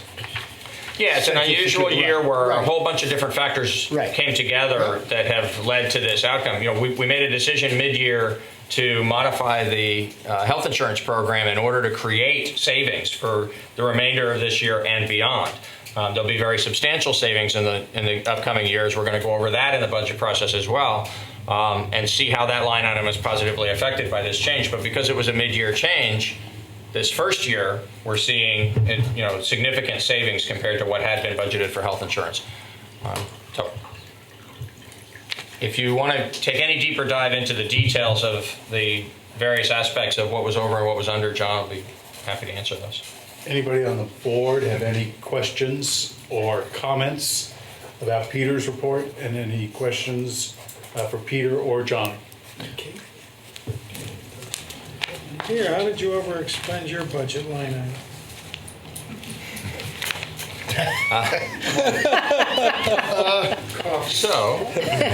Well, you don't have to justify it. I just noticed that everybody else did a good job staying under, and that you, the leader, went over. So thank you. You should. It was pencils. Oh. I'm fine. Wow, he's speechless. This, the memo that we have is on the website already, that anybody who wants to can look and see where the surpluses came from, right? So, It is, and we'll stay there until the next meeting. Mm-hmm. Right, so anybody that wants to, I think John's got it pretty well itemized here, so I'm happy to move on. Anybody at the far end of the table? Well, I'll just note that I think going forward, as we have in all years past that I've been on the board, and as I expect we will in all years future, we're going to be diligent in preparing this budget in order to make sure that we're at the lowest cost possible in order to provide necessary services. And it looks like we did a very good job collecting revenue and saving money, although there were areas where it would have been better to have more people working, because we didn't have enough police officers, we didn't have enough firefighters working in their slots. And That's being corrected as well. and we've actually endorsed overfilling those slots going forward, so that when there's vacancies in the police department, we've got people in the pipeline, because we didn't have that in the past. And Mark, how many officers are we missing? 5 right now. out of a complement of 27. 27. So we're down, 20% in our, just a little under 20% in the staffing at the police department. And that's not the way we should be operating. No, it's true. It's, And and somebody else pointed it out, I think it was on this board, that the rooms and meals increases were in spite of not a lot of snow over the winter. And that indicates that the efforts that are being made to make Brattleboro attractive and promote the activities that are here and the incredible range of art and music and other kinds of activities and the quality of restaurants is, that information is out there. Doesn't hurt when John brings 150 people in for a little wedding. Yeah, but that wasn't in that fiscal year, that's in this one. So we're already ahead. wait till you see that next chapter. So is there any further questions from the board or comments from the board or anybody who's in attendance about that rosy but measured report on last year's surplus? All right then, the next item on the agenda is the August 2016 monthly financial report, and I'll call right on John, please. Ready, John? Thank you, David. Ready, John? I'm ready, buddy. Here we go. So we're, through August, we're 16.7% of the way through the year. And after making the prorations for the various annual and semi-annual payments that are included in the expenditures, we would bring those expenditures down to 14.6%. So under where we would be expected to be. Utilities fund is at 17.1%.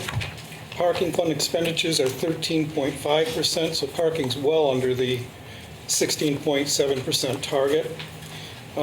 Utilities fund had an encumbrance of $95,000 for sludge removal for the year.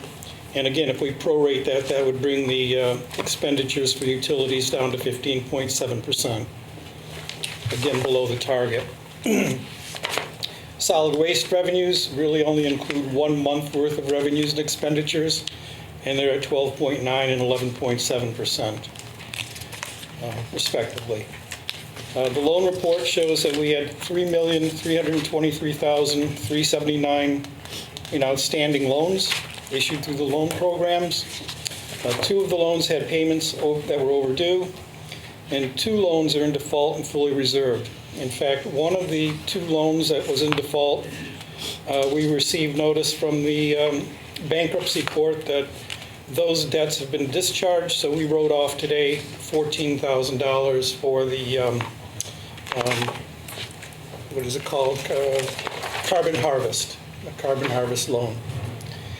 And finally, the program income report shows that we have a healthy $813,769 in available funds for additional grants and loans as of the end of August.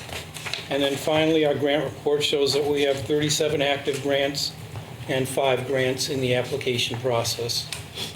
So again, another active year in terms of grants. So any specific questions that you may have regarding the results through August, I can try to answer for you.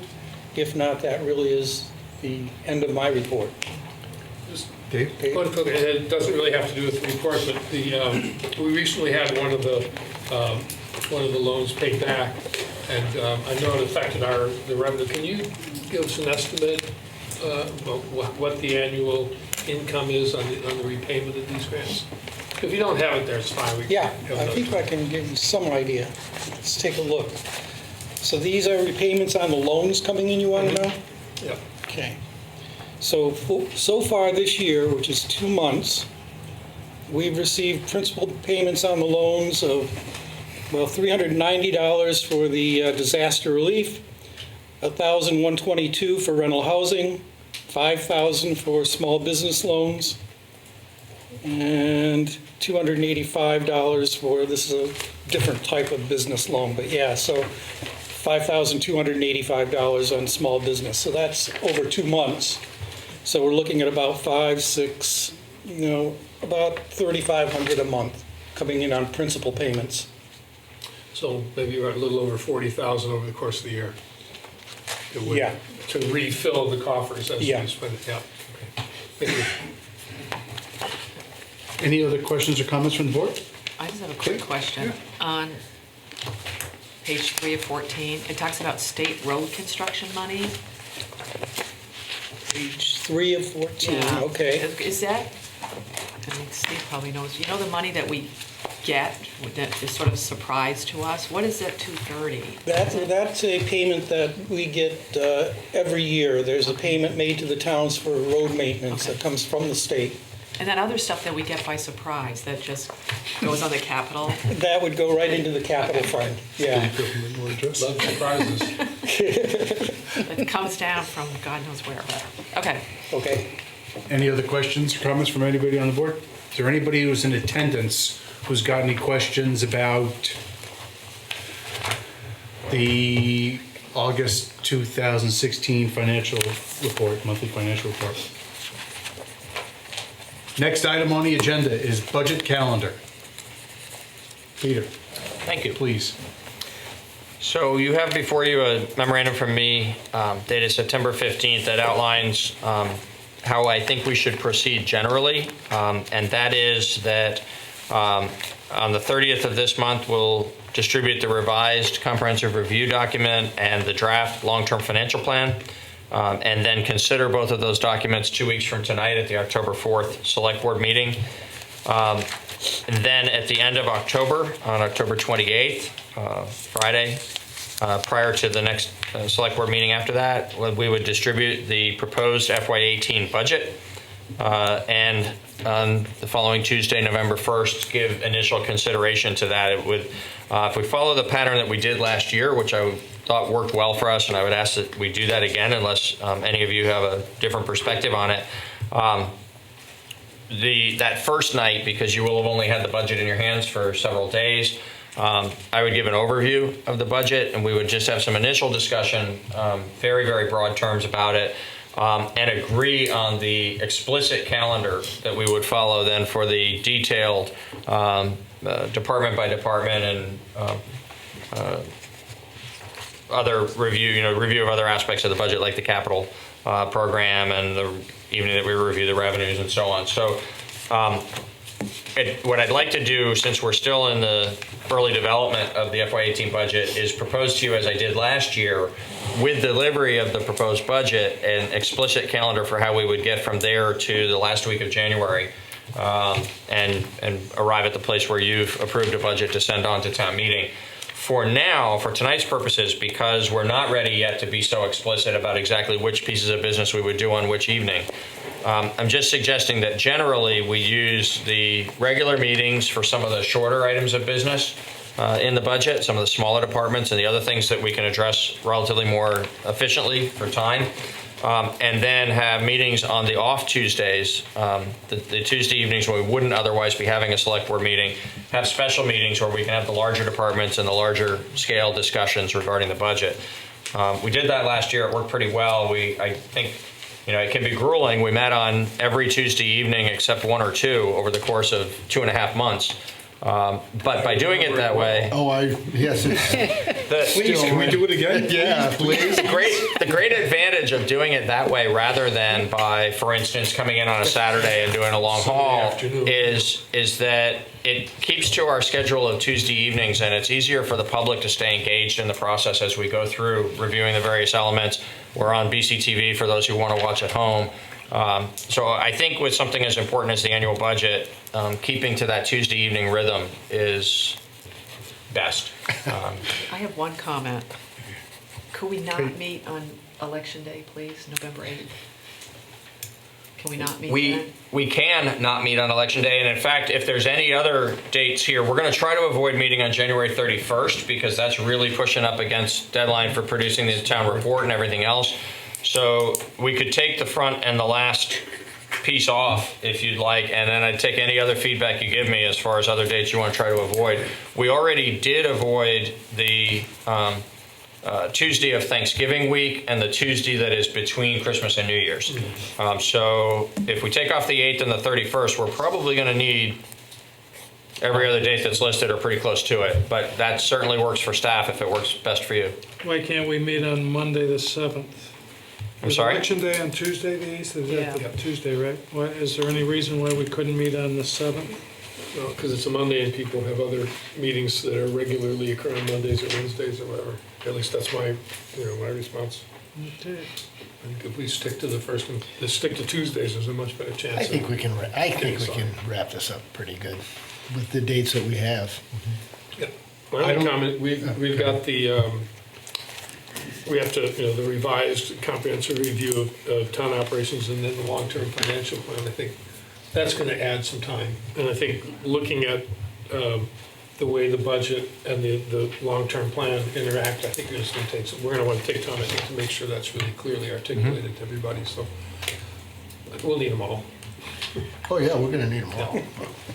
I think that it's premature to worry about locking in specifically which days we're going to have to meet. Are you looking for formal endorsement of this proposed schedule, Peter, or are you just suggesting this as a plan going forward Right.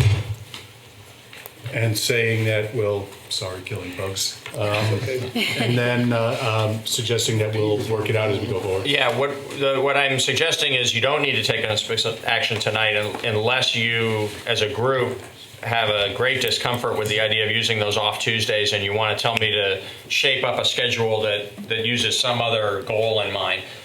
In the absence of that direction, what I would intend to do is when we propose the FY18 budget in a month or so from now, be very explicit about the sequence of Tuesday evenings and which topics we would address on which nights. And at that time, we'll need you to adopt that as the plan of action or modify it. And at that time, if there's a need for a different night during one of these early We can tweak it November at weeks, that time. Right. we'll deal with it then. Absolutely. Is everybody on the board comfortable with that? Is the finance committee representative comfortable with that, since he's here? Yes, he is. Excellent, thanks for coming. Any other discussion about the budget calendar? All right, so I want to check with the ASL interpreters. I anticipate we're going to be an hour and a half more, and we're halfway through. Do you need 5 minutes? No. I don't. Everybody's all set? Yep. All right then. Next item, you're all set? You should ask Dave. All right, next item on the agenda is potential reconsideration of Bittersweet Lane decision. So I will introduce this topic by saying that the select board on or about August 25th, 2016, issued its decision and order in the application to lay out Bittersweet Lane as town road. That decision followed public notice as required by law that the matter would be considered, and then public notice of public hearings and site visit on the matter, followed by public meeting about the subject matter, and then a timely decision. And we've received a number of letters from interested property owners requesting that the select board reconsider that decision that was signed and issued on August 25th. I want to be clear, the question that we're going to be talking about tonight is not going to go to the merits of what decision the board should make. To the extent that the board decides that we're going to reconsider the decision, we're going to start again. And so we're going to notice up public hearings again, and we'll decide if we need to have a site visit again or not. And then we'll have another public hearing in order to decide the merits of the matter. And then we'll have the same statutory period that we had before to render a decision, running from the public hearing. And that's the way the procedure will unfold going forward, because there's no other fair way to do it. We're bound by statute in terms of what we're doing, and we've been through that once, and we complied with all the public notice provisions and issued a decision based upon the information we had. So the board has in front of it materials, and before we hear from anybody in the public, I want to ask whether anybody on the board has got any comments about or any questions about the request for reconsideration. Did you just say that we are going to reconsider it and do the whole No, process I again? said, We're we're going to whether- decide tonight whether to begin the process again as to Bittersweet Lane. So I want to know if anybody on the board's got any comments before we hear from anybody who's in attendance. Yeah, I do. Go ahead. I think this is, unfortunately, we didn't have this information, some of this information when we went through the process the first time. I think it's new information. I think it merits doing the process again. Anybody else on the board? I certainly, I was actually in support of taking the road over, but I concur with David. And actually, I was looking in the packet for just for a point of information, how much tax revenue that did bring in. And I didn't want to guesstimate number, but Right, and you asked me that question and I didn't check it, so I apologize for that. I don't have that data in front of me. We might be able to get it while the discussion is going on, but that's we okay. probably can't. Not that that's a deciding factor for me, but I certainly was part of the development agreement, as I stated before. My name is on when that started, and I would support reconsideration. Anybody else on the board? Well, Don't have to talk now. no, I mean, I could just say, I don't know, I don't want to say, I'm happy to have another hearing. It's not necessarily because I've heard anything that's made me think that I would change my mind, but we have gotten letters from 2 residents of the street, and I want to be responsive to them. So at that point, you know, that's why if I do vote to open a new hearing, it would be because I want to be responsive to the property owners who live on the street. Dick? I will say one thing about the public hearing process. The town goes through a great deal of expense notifying people when there's going to be a public hearing. And I must say, even though I support taking over the road, I was somewhat disappointed that nobody came out from up there or anywhere else to come and talk to the board at the site visit and/or come to the public hearing. You know, we go through these processes and people get angry at the board when there's proper notification to say, we're going to be here or we're going to be do this, and then you don't come, and then we're rounding third base and heading for home and people throw their hands up. So I'm willing to go through the process again, but it's also incumbent not only for people on Bittersweet Lane, but anywhere where we send notification where we're going to have something that affects your neighborhood, affects your building, or affects something that we're going to do that's going to affect the overall scheme of the town. So participation on your part is not negligence on our part. Anybody else on the board right this second? Yeah. I'll say preliminarily, and, you know, it may wind up cutting the meeting short and not having us here until 9:30 or 10 o'clock. I'll support reconsideration for the reasons that Kate has spoken to. But I don't really agree that anything in these letters provides new information in any way. And I do really have to agree with Dick about what he said about notice having been provided, and even more than that, at the initial public meeting about this matter, the board clearly spoke in open session on the television camera about the fact that because there's only 3 homes in this road, on this road, there was a very substantial question whether the town should be taking over the road and whether that served the public interest, which is the standard that we need to look at. And that was said repeatedly through this process as we looked at 3 different road classification applications, that those were issues that we needed to look at from a global level, and that those were the questions we were going to be deciding. And it's really disappointing that we went through all that process. We looked at it in a measured, calm manner, looking at all the public interest involved, with public hearings where these matters were compared. And it's only after a decision was rendered that was talked about in public that people had objections to it. I mean, we said this was going to happen, or it was at least a significant possibility when we were in public session. And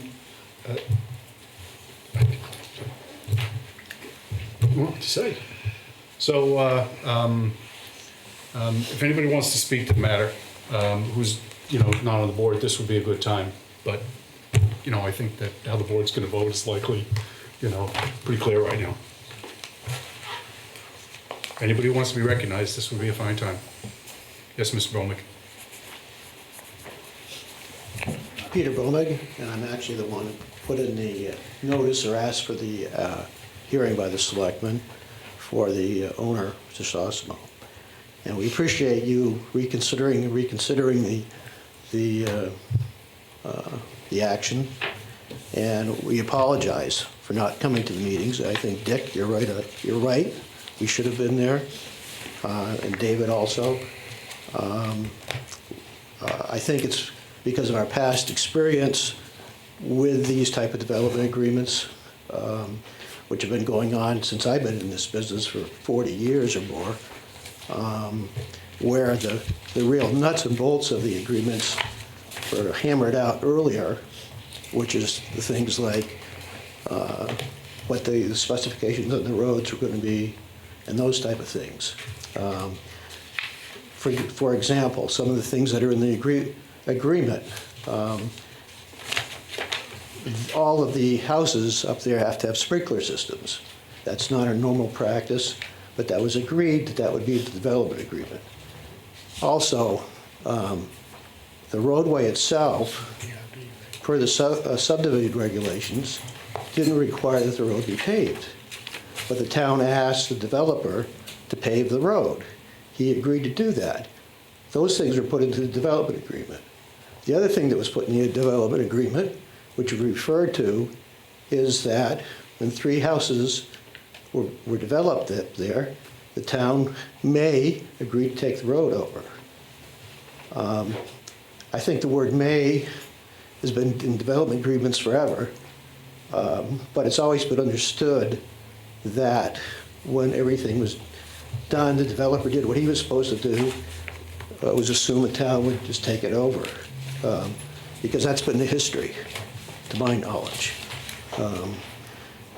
And so, again, we apologize for not showing up, because we did not show up, but I think that's partially the reason. Thank you, Peter. Anybody else on the board or anybody who's in attendance want to add anything? Well, the only thing I want to add, Peter, is that I wasn't around when the contract was written up and signed. So I just have a little bit of a problem with the may and shall. And I have a problem with the assume, because we all know what happens with assume. There's 2 things that can happen.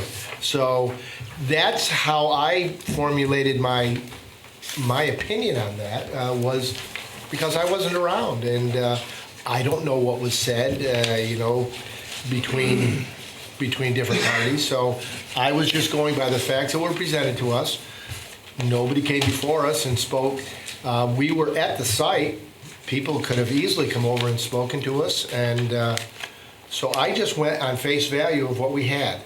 Now, and again, the assumption, boy, that can get you into a lot of problems. And so, maybe we should look into how we write up a contract from now on. Yeah, I think that my experience, and that's partly when I was sitting on that side of the table, when I was on the Planning Commission, Right. which is now the DRB. Right. And when we set up these agreements with other developers, we would put words like may in there, because if you got into a questionable situation with a developer, he's saying that he did do something, and you say, no, you didn't, type of thing. It always gave the town the opportunity to do what the action you just took. Right. In this case, I don't think there's any disagreement, or there is agreement, that the developer did everything he agreed to do. But that's my experience from back then. And as I said, I've been involved in many of these agreements. Right. Anybody else want to speak to any of the issues that are before the board with respect to this reconsideration request?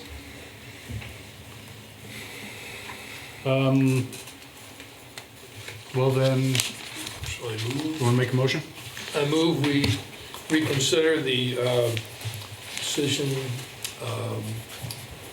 where is it? On whether to take over Bittersweet Lane. I think that's a good way to phrase it. We have a motion to reconsider the decision on Bittersweet Lane. Is there any further discussion? One question. Yeah. We are in mid-September. Not sure when this process is going to start, and then when you tack on the 60 days, there's probably snow is going to be flying. Are we going to still continue with the past practice that we had been plowing the road until we render a decision? Well, I'm going to say, just because I wind up dealing with scheduling, we'll set it on the matter on the next agenda if we decide to reconsider, to make the initial motion and to then set the public hearing. And I don't think we can make any commitment at this point about whether there's going to be plowing or not. I don't know the answer. I mean, I want to talk with council about that beforehand, and we'll be able to provide an answer to that at some point, but I don't know that there's an answer tonight. It's a decision not to take it over, and Well, that's I what's know, pending. But the past practice for the past 2.5 years is that we've plowed the road, and But now we made a decision. We have a final decision in hand, well, we're reconsidering that decision. So in essence, as we are going through the process again, do we revert back to, if it doesn't get rendered by the first snowfall, are we going to continue past practice, plain and simple? And we'll make sure to discuss that. That's a very good question. We'll make sure to discuss that with advice from legal counsel, either in public or not, depending on what counsel suggests. Any other questions or comments from anybody on the board or anybody who's in attendance? Hearing none, we have a motion to reconsider the board's August 25, 2016 decision on Bittersweet Lane. All those in favor of granting that request for reconsideration, please say aye. Aye. Anybody opposed or abstaining? That carries 5-0. The matter will be back on the agenda, I expect, on October 4th with a motion and to address timing-related issues. Thanks for coming. Next item on the agenda is a request to rename Winston Prouty Way to Blanche Moyse Way. Is there somebody here to speak to that? I'll speak to that. I don't know whether there's anybody in the public who wishes to speak to it or not. You can Okay, call go for it, but ahead. it's a straightforward matter. As you know, the Winston Prouty has moved to the Austin campus and is doing a redevelopment there. The anchor tenant, I suppose, might be a way to describe. They're going to be the folks who lead the redevelopment of that property with a bunch of different agencies up there. And in the meantime have sold the property that they used to be at across the street from Memorial Park to the Brattleboro Music Center. And the Brattleboro Music Center has proposed that Winston Prouty Way be renamed as Blanche Moyse Way. Staff has reviewed this and recommends your approval.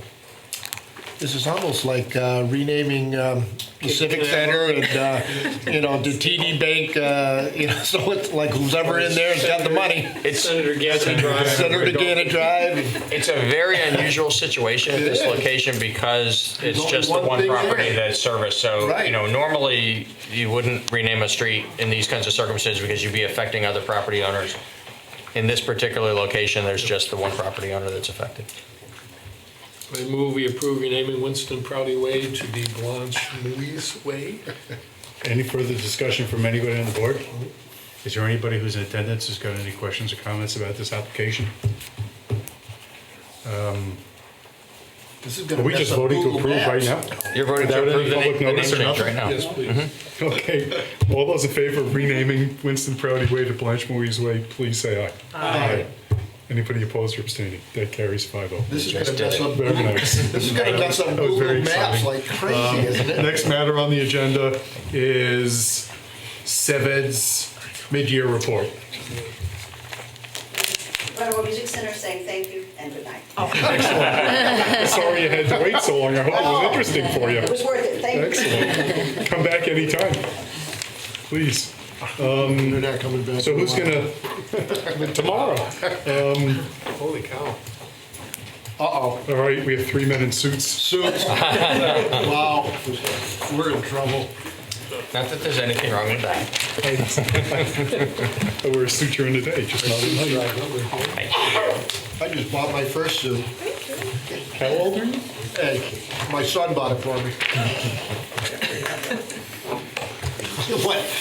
Age, you have to have a suit with age? Yeah. Is that it? So, if the three of you want to introduce yourselves, please, and looks like you have some presentation for us, and we're looking forward to hearing it. Great, thank you. My name is Adam Grinold. I'm the Executive Director of the Brattleboro Development Credit Corporation. My name is Alex Beck. I'm the Workforce and Education Specialist at the Brattleboro Development Credit Corporation. I'm R.T. Brown. I'm the Wyndham County Economic Development Programs Project Manager at the Brattleboro Development Credit Corporation. Thanks for coming. Yeah, thank you for having us. So we've prepared a brief summary of the current programs and activities that the organization has undertaken the last 6 months with reference to prior history as well. Probably most notably, what I'll speak to this evening is the announcement of the new SeVEDS submission process. So we are now taking in new applications for SeVEDS projects. And to be a SeVEDS project, you simply have to submit your project. And if, for those who don't recall, the SeVEDS projects are part of the SeVEDS Comprehensive Economic Development Strategies. And what those are is a federally prescribed process where we go out and we've identified the assets across the region and set the goals and objectives for the organization. And part of that says is to annually update projects that we feel are significantly important for the region. So it's been made quite simple to submit this. You can go to the website, brattleborodevelopment.com, and from that site you can simply submit your project online. If you've already submitted a project in the past, updating the project is even simpler than in previous years. And those projects are being open until Tuesday, October 11th. So if you could, please submit those projects. Probably the most important thing to consider when submitting a project, be it a private enterprise or a municipality, is that if you're going for federal funding, being included in the SeVEDS will give you extra points when your proposed funding is scored by those federal programs. So it's important to be there. But for those folks who are private business owners who are submitting their projects, real value is simply just letting the rest of the region know what's happening and anticipating these projects in coming years. Some of these projects could be in early stage of development, not necessarily ready to start. You may not get scored as a priority project, but you would certainly still be one of the SeVEDS projects. So we're really excited. Last year we had about 45 submissions. We hope to increase that again this year. And it is a regional approach, so it's anyone in the Windham region. So a couple towns outside of the county, as well as Windham County. So again, brattleborodevelopment.com for more details on that and the application. And who's up first? Is it you or Alex? Typically Al. Okay. Sure. So I'm here to talk about a number of programs. I believe the last time I was here, I was speaking about the Young Professionals Group, which is continuing along quite well. The event that you last heard about to approve that liquor license for the gala, we had over 300 attendees and raised close to $2,500. We had sponsors from all over, and it was an absolute success. And we're continuing to plan similar events. Our next gala is months away, so I'm not thinking about that yet. But we're hosting events in Brattleboro and throughout Windham County every month, and partnering with some pretty exciting events moving forward. What I'd like to share today is a few other programs we've begun in the last year, one of which is the Fast Tracks to Success program. It's a high school career awareness program that came out of many years of meeting with guidance counselors and school leadership all throughout Windham County. And this high school awareness program is funded by the Department of Labor to bring career awareness opportunities to our local high school students. What that looks like, what career awareness is not just what you want to be when where you grow up, or what you want to be when you grow up, but where you might want to work, especially locally. It's about learning the opportunities that are actually available here in Windham County. And so we have buses ready to go to GS Precision, to W&W Building, to Sonax, to Chroma, a number of different manufacturers, healthcare organizations, tourism and hospitality organizations that are hiring, so that whether our students are ready to work now or whenever they graduate, they know what is here for them. And so that's a way that we can retain them. We'll also be providing mentorship for the personal learning plan process. So should a student be inspired on one of these field trips, we'll have someone from that organization or industry help that student with their personal learning plan moving forward, so that they're not just aiming in the dark for what degree or skills they're hoping to graduate with to be a good fit. So that's the high school program, and that's starting this fall, and it's really exciting. The other program is the internship program, which you may have heard about, the 6 College Collaborative internship program. That is also continuing to grow and perform as usual. We have really leveraged some of the relationships we've built with the 6 colleges to better and serve employers in different ways. One good example of that is through the last program I'm here to talk about, which is the Business Roundtable Cluster Initiative. And what this initiative is to really convene employers by industry and have them articulate what they want to see in the next workforce, or what some of their growing pains may be. So we can really meet with industry leaders here in our region, identify the skills that they're hoping to see from recent graduates, and then find ways to provide those opportunities for training or education. And so we've been collaborating both with GS Precision on a certified production technician course that is free of charge through CCV, as well as a course with Brattleboro Memorial Hospital for medical assistants, which is partially funded by CCV, and also a guest services and management certification, which is a great opportunity for those in the service and hospitality industry to gain more skills and be better targets for investment within organizations. So someone who may be a seasonal worker with certain skills and with certain advances in their career and education, they may be brought in for a more year-long role, and that will retain them as employees and as community members. So those are the major programs, workforce development programs we're running right now. And if there are any questions, I'd be happy to answer them. And what kind of response are you getting from the schools for the modules, career awareness and preparedness modules? How many schools have responded? Yeah, so the program will be implemented in some form at all 4 Windham County high schools and the Windham Regional Career Center. Because of how each school budgets their time and schedules differently. That's why I asked. Yep, so some schools want to take 1 full day to do 2 field trips or site visits and, in class work piecemeal. Some want to dedicate 40 minutes once a week to this, to work much more methodically. And that really depends on what the needs of the students are and how it fits in. So the Career Center, the nature of what their students are studying, provides me a different opportunity to provide really in-depth work with the industries they're studying, because they are actually already getting OSHA certified and getting certifications under their belt. So the nature of what the program looks like in each school changes, but it will be implemented in some form throughout all the schools. Good.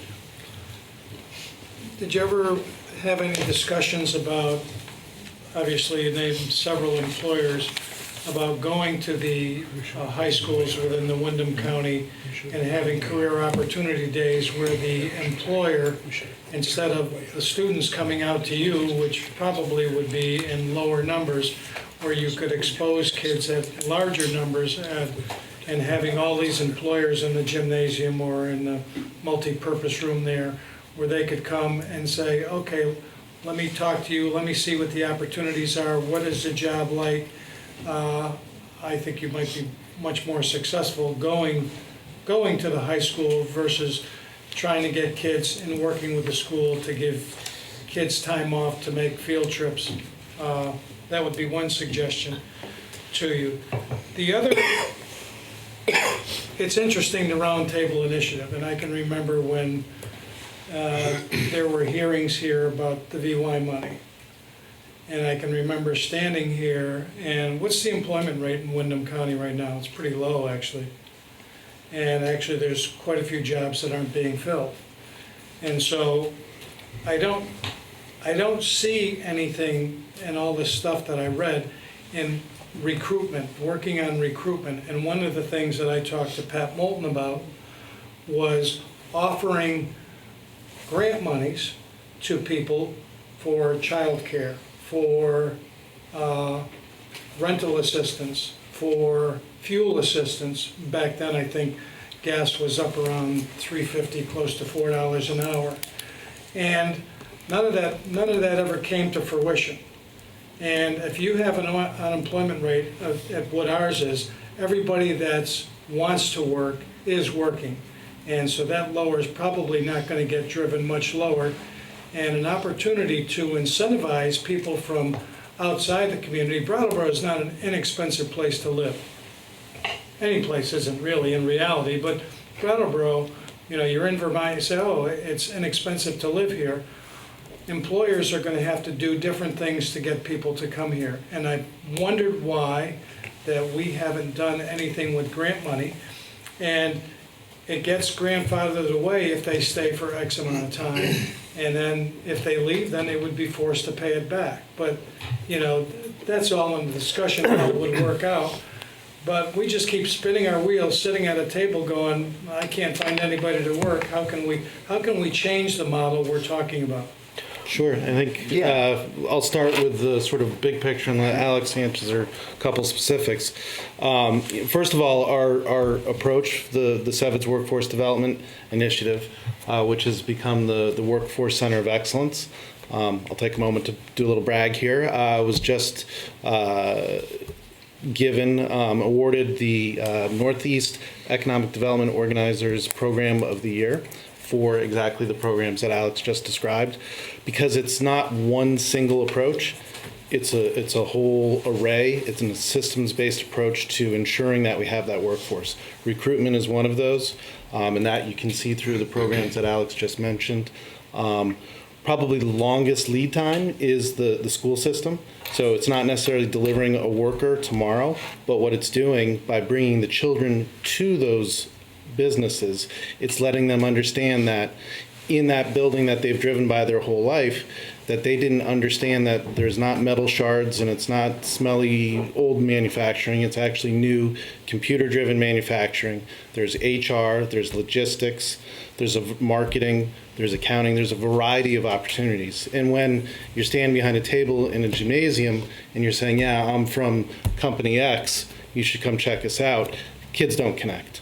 So we've got to get them in those buildings and really make sure that they're seeing those opportunities. It's also just as important to get the teachers and parents to make that connection. So that's the recruitment is actually the retention. Right now we're losing too many of the youth because they don't know those opportunities are here. Used to be that Vermont children left Vermont because there weren't opportunities. We have opportunities. As you just said, all these employers are looking for employees. So every student we leave, we actually have to get 2 back. And it's a lot harder to get 1 back than it is to keep 1. So our primary long-term objective is for that. So Alex, if you want to pick up on and I'm glad Adam brought up the phrase Center of Excellence. We're calling it the Southern Vermont Workforce Center of Excellence and not the BDCC Workforce Center of Excellence because we partner very closely with the Department of Labor, Vocational Rehab. We've been talking with Building Bright Futures as well, explicitly about the child care issue.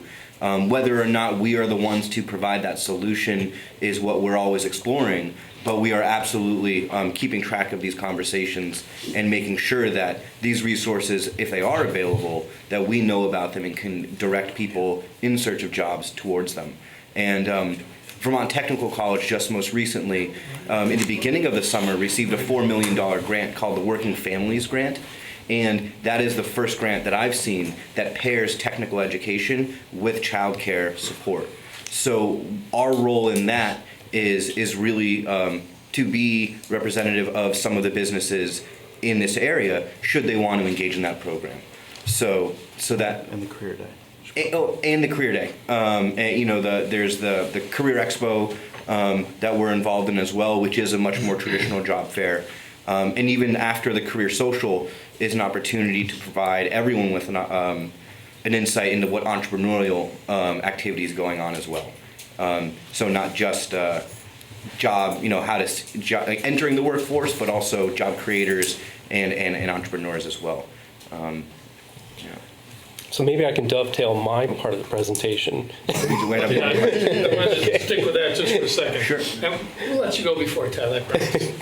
The kind of looking in that direction, what you mentioned childcare is one of the things that obviously is an issue. What are some of the other obstacles that people run into or that you run into or that you're aware of? It won't be a surprise, transportation, housing, and childcare. And what we are really excited to do with the Center of Excellence moving forward is explore what kinds of solutions work and see which ones the private sector will advocate for and that we can get behind. So, we are very familiar with a lot of the affordable housing organizations, and we're really hoping to be a part of the conversation about what workforce housing could look like, and how that the housing market in general isn't serving all populations, and to see what, we don't have answers to that. If we did, I think we'd be getting more awards than we already are, but it's something that we're very much following and tracking and making sure that when it's appropriate, we can enter these conversations in an informed way and make sure that some of those solutions are available. To be clear, we're not solving that issue. We're not picking that up, but we do see it as a very important topic to highlight and bring to those groups that are working on the housing, and making sure that stays a topic that can be addressed by all those parties at the appropriate time. Yeah, I mean, there are some fantastic community organizations completely dedicated to solving these problems, and we just hope to serve as a resource to them when appropriate. Hunger Council meets tomorrow at 9:30 at Marlboro, if you want to come and check that one. I'll be speaking there. I'll see you. Thank you. John's got a comment. Well, I don't know, RT, if you want to, Sure. if you want to jump in, then I'll ask my question after They're all that. these social service types. Well, I just wanted to, as I said, dovetail into something that Mr. DeGray brought up. And with the Wyndham County Economic Development Program's grant process for 2016 actually had special criteria in it for workforce recruitment and workforce-related issues. So the grants that are working their way through in this year essentially got extra points if they addressed any workforce-related issues. As you probably know, there's a grant part of the program, but there's also a loan part of the program, and that's rolling now. And a lot of what I do is continual outreach throughout the county to help try to find projects that qualify for the program. Another activity that we've launched related to the outcomes of this first paragraph on this document, the Business Accelerator Feasibility Study, is a program that we're calling Instigate. And this feasibility study identified a gap in which there's not enough activity in the region for startup companies. So entrepreneurship and innovation really need a catalyst. So Instigate has been created to help start that conversation within the region. So the program has 3 tracks. One is for startup firms or firms that are maybe only at the idea stage. The second track is for existing businesses, and the third track is for just some general business awareness.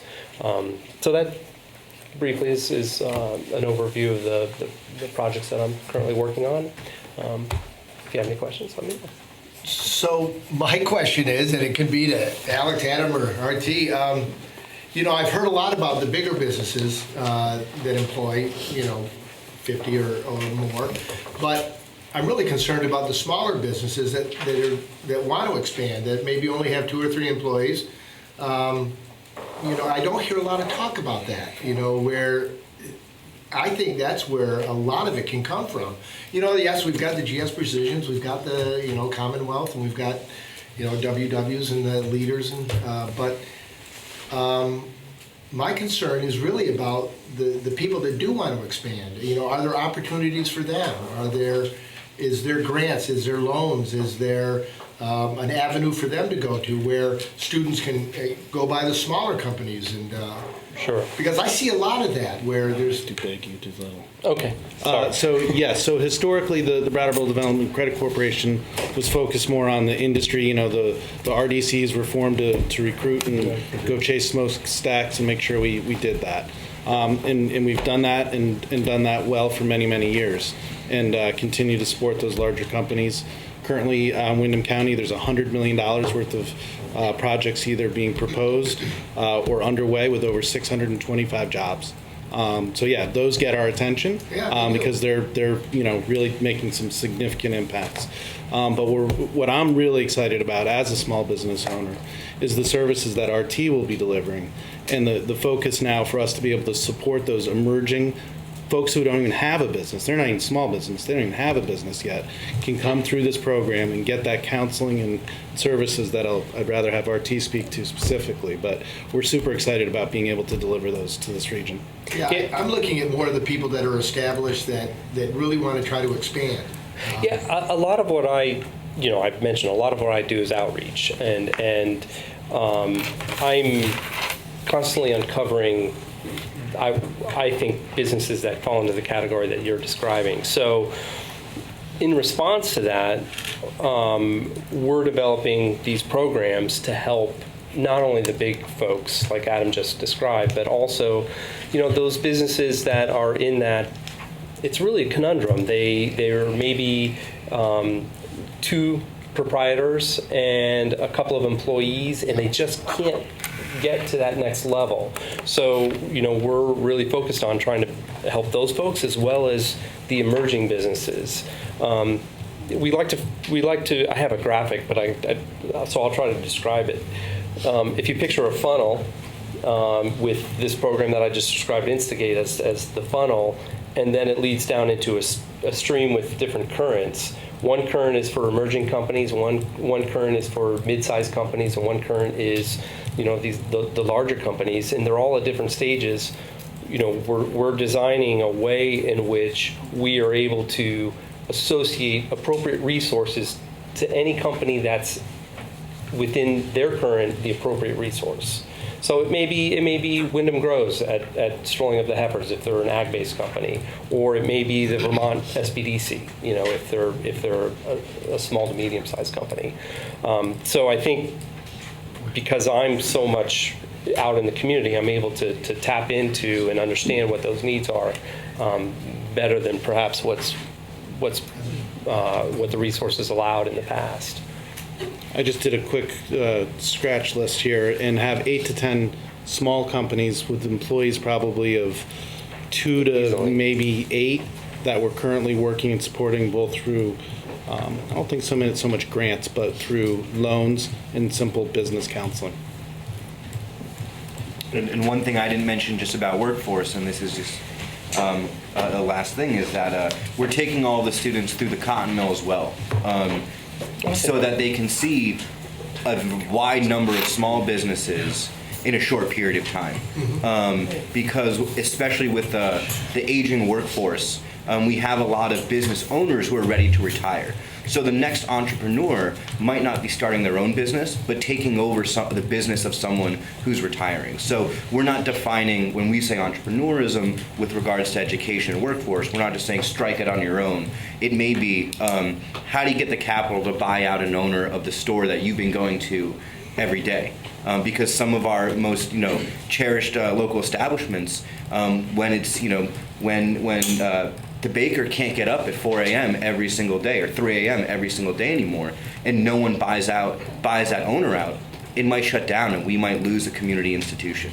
So in terms of youth and entrepreneurism, we're also pushing that with regards to small business and medium business. Alex brings up a good point about the cotton mill, and I'd like to extend an invitation to anyone here. If you've not gone through the cotton mill in the past few years, it's really neat, the cluster of businesses that are there and the culture that's there and just the community that's in a site like that. It's a quite diverse group of businesses that's very fascinating, and so if you have an interest, please reach out to any of us to tour the facility. But cotton mill is supposed to be an incubator, right? Isn't it supposed to be, and then they're supposed to move on to hopefully bigger and better, or? Yes, and it's had various attempts at that over the years, right. And currently we are revisiting how we do that, and as new tenants come in, creating more of an incubation wraparound services, right. Not just there's your space, we'll see next year at the lease time. Right. And now just really wrapping the services that we've mentioned around those tenants, mm-hmm. and leading them through a 3 to 5 year incubation where they're going to be going beyond market rate and encouraging them back out right. into the marketplace.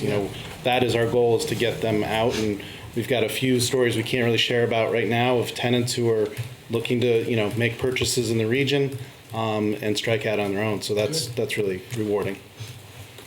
Good. Yeah, John, you tipped into the question I was going to ask, because the next time you come, I would actually like to know the longevity of your tenants. And that would tell me that I think that quite a few of your tenants, at least at the Cotton Mill Hill, have been there well over 5, probably 10 years, maybe even well above that. And John's right, that was, in my understanding of BDCC, when it first started, we'd get you started and then we'd push you out the door. That way you would be occupying space within the community, filling vacant space, and then that would allow you to take new business in, new incubator business, probably at a discounted rate, a little bit lower rental rate than what they're going to pay out in the public sector. And I don't think I have seen a lot of that. I think people have just found their niche, they're at Cotton Mill Hill, they're comfortable, and even though they probably could expand, they don't. Maybe if you say, you know what, this wasn't what we were originally set up to do. You've been here 10 years, you probably should have been here 2 or 3, you're well established, and push them out the door. How much space do you actually have available at Cotton Mill or up on Putney Road? The book press currently, for all intents and purposes, is full. We're in transition with a couple incoming and outgoing. And the Cotton Mill, I think we are currently marketing 3 spaces, probably around 5,000 square feet, a little under. My concern is the data wouldn't show, these changes that Adam has referred to. Adam's been here for 2 years, about 2 years. So, the data would reflect what your sentiment is, that they've been there a while. And there's a lot of reasons for that. So certainly, the ups and downs of the economy, suddenly people, dig in and stay. And your observations are spot on. And it's not something that, the staff and the board haven't noted. And many of the people who've been there a long time are in that funky place of light industrial, and they can't necessarily just go out into the space because they're not ready for that 10,000 square foot facility, and there's not a lot of 4,000 to 6,000 square foot facilities for light industrial use. So those folks who have been there long term, it's really almost their only option. But many of those are looking to grow and trying to figure out, within that building or where else in town they can do that. And it is our goal to turn that property into a true incubator that will help support the mission of both that space and the organization as a whole, to support the economic vitality of the Wyndham region. And isn't NECA one of those examples? Yeah, perfect example. Yeah. Thank you. Excellent. Well, that was a healthy discussion. We want to thank you for coming, talking with us. We'll look forward to getting your funding request and to seeing you back here. Excellent. Thank you. That is the next step, right? Yes. Yeah. The next matter on the agenda is the Living Memorial Park swimming pool improvement to increase the scope and cost due to unforeseen circumstances. Peter? Thank you. So you just received this afternoon, and I'll, even though it's 10 minutes of 9, go through in just a little bit of detail so that the public is aware. This was an added item to the agenda because of an issue that arose that had an urgency to it yesterday morning. If not for that, you probably would have seen this at a later meeting in the normal rhythm of business where you'd have had it on an agenda with backup appropriate time ahead of time. But what we have is last week during the work that's ongoing at the pool as part of phase 1 of a 4-phase upgrade at Living Memorial Park swimming pool, you'll recall from when you authorized the award of this bid earlier this summer that part of the job is lowering the main drain and connecting it through a new pipe outside the pool area and then into the pump house. In the cutting the channel at the bottom of the pool for where the new pipe would be laid, the contractor ran into granite underneath the ground. It's actually at a location where it was underneath a corner of the pool, so it couldn't have been discovered through doing pre-construction borings or anything like that. And the scale of this project is such that it wouldn't really have made sense to do borings. The soil conditions were expected not to have something like a large granite boulder in them. And in any event, you wouldn't have been able to discover what was underneath the floor of the pool. But nevertheless, the granite boulder was there. When it was encountered, which was last Wednesday, it was called out to the engineer and to our Parks and Recreation team. We have Carol Allott and Paul Ether here this evening that can answer detailed questions you might have about this. It was called out to us, but it wasn't presented as something that was going to necessarily slow down the job or require a change order. They worked on it Thursday and Friday and didn't succeed at getting far enough through the rock to make further progress in laying the pipe. And so as of Monday morning, called out to the engineer and to the town the intent to request a change order because it was taking extra days to get through this. That's when we let you know about it. That's when we rewarned the meeting, added this item to the agenda. Our concern at that time was that it might actually take several more days of work. It might have cost substantially more than this change order that's before you tonight. But in the meantime, the equipment, again, because of the scale of the project, because there's not that much money in the project, there's no contingency for this, the equipment on site would have run somewhere between $600 and $1,000 a day to sit idle. And so we made the decision to allow the contractor to continue working while we were bringing this to you, also because of the fact that the analysis of what could be done about this problem with the granite indicated that there really wasn't an alternative to just continuing to bully through it. The alternative was to create an entirely different channel in the floor of the pool, which would have caused further damage to the actual pool structure itself that would have had to be repaired, and wouldn't necessarily have avoided bumping into an impediment underground either. There was no guarantee that we wouldn't encounter this situation again. So we said, go ahead and keep working on this. And fortunately, we had the select board meeting just less than 48 hours later. So we could come here, explain the situation to you, and get authority to proceed. In the meantime, while the material was being gathered to present to you this evening, the contractor finished progressing through the rock. And so that part of the job is now ready to continue as planned. We know the final outcome of it, which is a $4,301.72 increase in price. That's reflected here in the materials that are before you tonight. The other two change orders are much more routine and simpler in nature. The other that adds cost to the project, about $9,000 worth of extra cost, is because when the paint was removed from the side of the pool, there were layers of paint that had been rolled onto the pool over the years. And when those layers of paint were removed to expose the concrete for the remedial work that needs to be done as part of this project, there was actually more spalling concrete and more cracked concrete than what had been anticipated. So there's a bit of additional work that needs to be done. It's been itemized in the materials from the contractor and recommended by the engineer to the tune of $9,080 of additional concrete work. Because this is causing an additional cost to the capital fund, and this particular project didn't have a contingency account to draw on, we also went looking for ways in which we might be able to save some additional money someplace else in the job. And there you'll recall that Paul and his team committed earlier this summer to doing the repainting of the pool. Originally, the painting of the pool at the end of the job was part of the contract, but we knew we could do that for substantially less cost if we did it ourselves.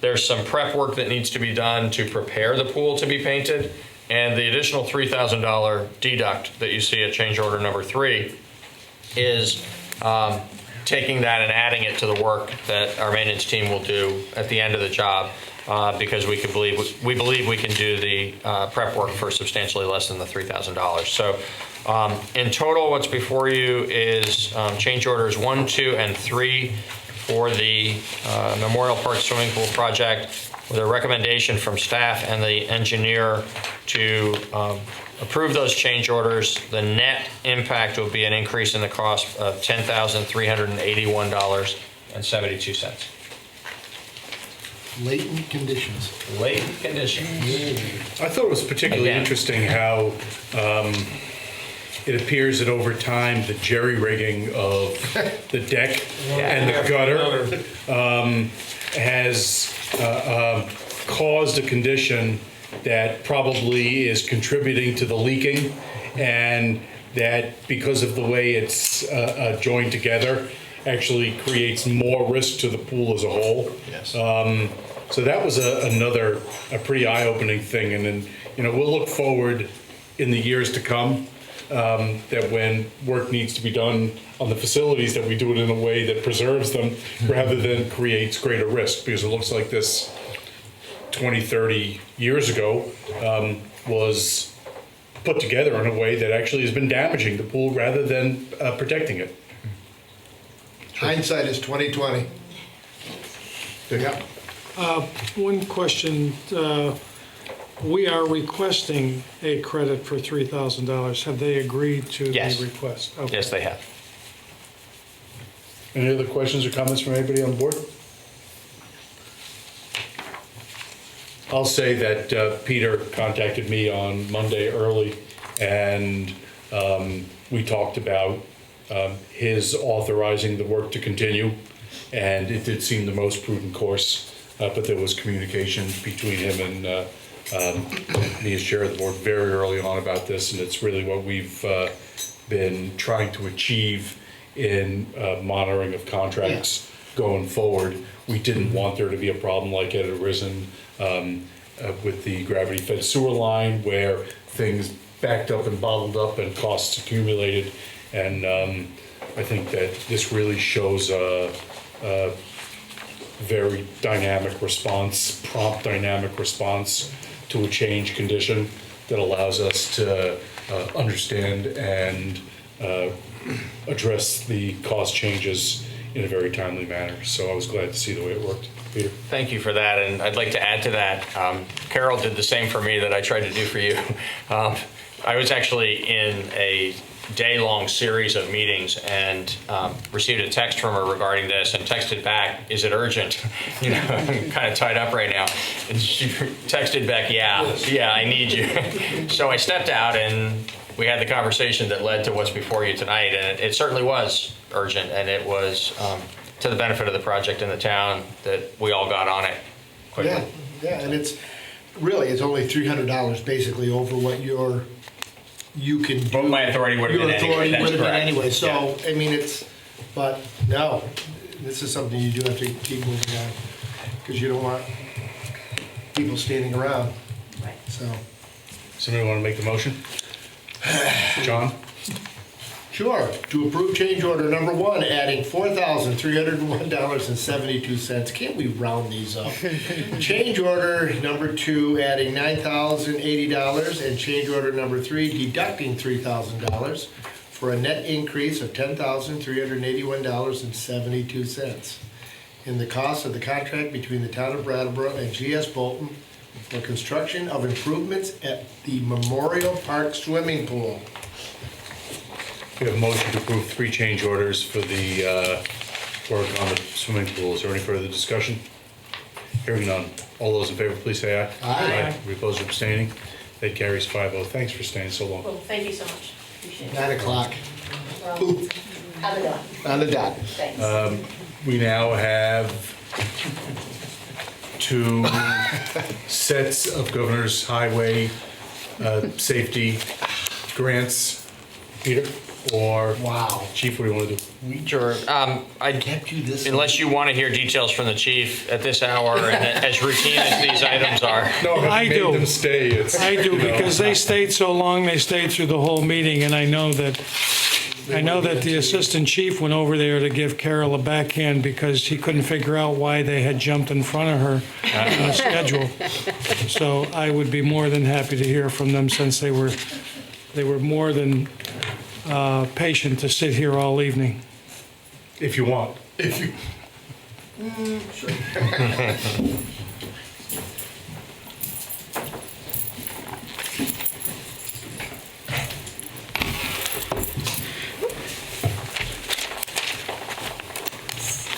Any latent conditions involved in this?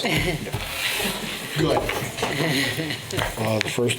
Good evening. The first grant that you have in front of you is the DRE grant, which is the Drug Recognition Expert Grant. And basically that is from the Governor Highway Safety Program for a total amount of $1,200.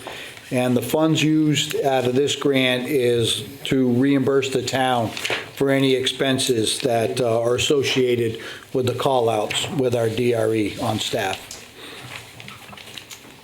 Drug recognition expert. Any questions from anybody on the board? Yeah. ahead. Is there any reason why we bring our department heads to meetings and make them sit around for all this time for something like this, that the town manager could clearly handle, giving us an explanation, because we said, well, I can handle this. We have our departments come, and sometimes they're here until whatever. Unless it's a real necessity, I would ask that we start giving consideration to the importance of them being part of the discussion. To me, this is a no-brainer vote for us, and having them sit here for 2.5, 3 hours adds nothing to the discussion when they're simple grant applications. I don't know if anybody else feels like that, but the reality is, to me, it's not a good use of their time. I agree. I mean, just for people with responsibilities like you do to sit here for 3 hours, basically waiting to read something to us, it doesn't seem like it's a great use of time. There probably have been plenty of situations where something came up and there were questions that had to be asked and they weren't here, and then it had to come back on the agenda. But I think that's a secondary concern to the value of their time. The other thing we can do is have these things first. Well, on the surface, it does look like that. No, it does, but it also, there's some, and I've talked to different department heads that say, well, every now and then, it's nice for us to go to a meeting and to be asked to come to a meeting. So I can see both sides of it a little bit, so instead of constantly always micromanaging, in which it would look like that if we don't ask the department heads to come. But I can see at 9 o'clock, none of us want to be here at 9 o'clock, but I don't know how we can work around that. I can help. Wait. I'm gonna jump in, and I'm gonna say that Peter and I have talked over the last year or two about working to have as many matters handled by town manager as possible in these meetings. And we try to design the agendas to have the best flow possible, but also to have grant matters like these coming at the end of the meeting. I don't think that we need to have a lot of additional discussion at this point about that time and resource allocation matter. The comments are clearly duly noted, and we'll respond to that as best we can in scheduling the meetings and having people here. And if there's more that you feel like you need to say, go right ahead. That's what I was going to suggest. So, Yep. Thanks for being here. Want a motion? and then we just made you stay 5 more minutes when we're talking about it. That's what I said. So, yeah, ready for the motion, please. To accept and appropriate a $1,200 Governor's Highway Safety Program Drug Recognition Expert Grant. Is there any further discussion about the motion on the Governor's Highway Safety DRE grant? Hearing none, all those in favor, please say aye. Aye. Any opposed or abstaining? That carries 5-0. And then the next Governor's Highway Safety grants? The next grant is also a Governor Highway Safety Grant, broken down into 2 parts, the occupant protection and the DUI. Total grant is $22,800. These 2 grants are used for motor vehicle enforcements and famously known click it or ticket, DUI checkpoints, and things of that nature. I would like to bring to the board's attention, there is a required match of $2,200 for the occupant protection and $1,600 for the DUI grant, but those are incorporated to our everyday activities, so there is no additional cost, and we have absolutely no problem meeting those in-kind matches. Any inquiries about these Governor's Highway Safety grants? Ready for motion, please. Move we accept and appropriate 3 grants from the Governor's Highway Safety Program in the amounts of $11,000 for occupant protection, $8,000 for DUI, and $4,000 for equipment. We have motion to accept 3 Governor's Highway Safety grants as listed. Any further discussion? Hearing none, all those in favor, please say aye. Aye. Any opposed or abstaining? That carries 5-0. Thank you, gentlemen, for being here. Thank you.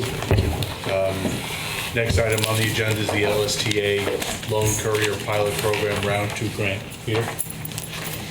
As you can see, this is a small grant. It's one that's granted to libraries around the state. It relates to some small offset, only a partial offset, in the cost of the actual distribution of the materials that are borrowed from individuals through the Interlibrary Loan Program. We're happy to receive it, but it's $142.50 of benefit to our taxpayers, so I don't think it requires any further explanation than that. Ready for motion, please? I've got a mouthful of peanuts. Kate, it's on you. I lost my stuff, but I'll take John's. Okay, right there. Which one is it? I move- Oh, Paige got it. I'm so ready. I move to accept and appropriate $142.50 from the Vermont Department of Libraries LSTA Loan Courier Pilot Program Round 2. With a motion to accept the library grant. Any further discussion? Hearing none. All those in favor, please say aye. Aye. Any opposed or abstaining? That carries 5-0. And then the next and last matter on the public meeting agenda is the recommendation to reduce the membership of the Energy Committee from 13 to 9 members? 11 to 9. 11 to 9 members. So moved. We have a motion to reduce the size of the Energy Committee from 11 to 9. Any further discussion? Hearing none. All those in favor, please say aye. Aye. Any opposed or abstaining? That carries 5-0. Ready for motion to adjourn? So moved. Motion to adjourn. All those in favor? Aye. Any opposed or abstaining? That carries 5-0. I want to thank all members of the public who've been watching us on BCTV, live or recorded. I want to thank everybody who's been in attendance and is engaged in the lively discussions that we had this evening. I want to thank member of the press and BCTV operators and ASL interpreters. Good night.